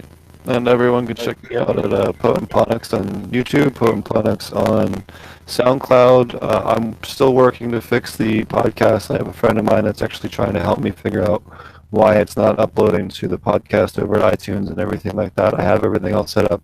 There's some kind of error, so a friend of mine's helping me try to fix that. So knock on wood, trying to fix that the next week. A little bit of craziness going on here with just a lot of paperwork we're having to file right now with the company. So it's kind of got me a little bit sidetracked, but I do have a friend of mine helping me out to try and get that fixed. So hoping to be able to give you all guys an audio version of this from going forward. Maybe in the next week or two, we'll get that finally fixed once and for all. So thanks everyone for joining us, and we'll be back again next week. Again, hopefully with James Ricosi. If not, I got a couple of other cool people lined up. Yeah, we'll see you guys again. Thanks a lot again to Dr. Faust for joining us and sharing his wisdom as well. Thanks, Dr. Faust. Thanks, Dr. Faust. Welcome. Yeah. Oh, we all lost your audio, sir. That's all good. Well, because I'm drinking my favorite beer. Nice. Germany. You gotta try it. Ooh. Nice. I'm just gonna have me. I just have me an old Paps now that we're at the end of the show. All right. TBR. Well, thank you, Steve, and hey, everybody, you can find me at ilovegrowingmarijuana.com. All right. Thanks everyone for watching, and we'll see you guys next time. Thanks a lot. Take care. All right.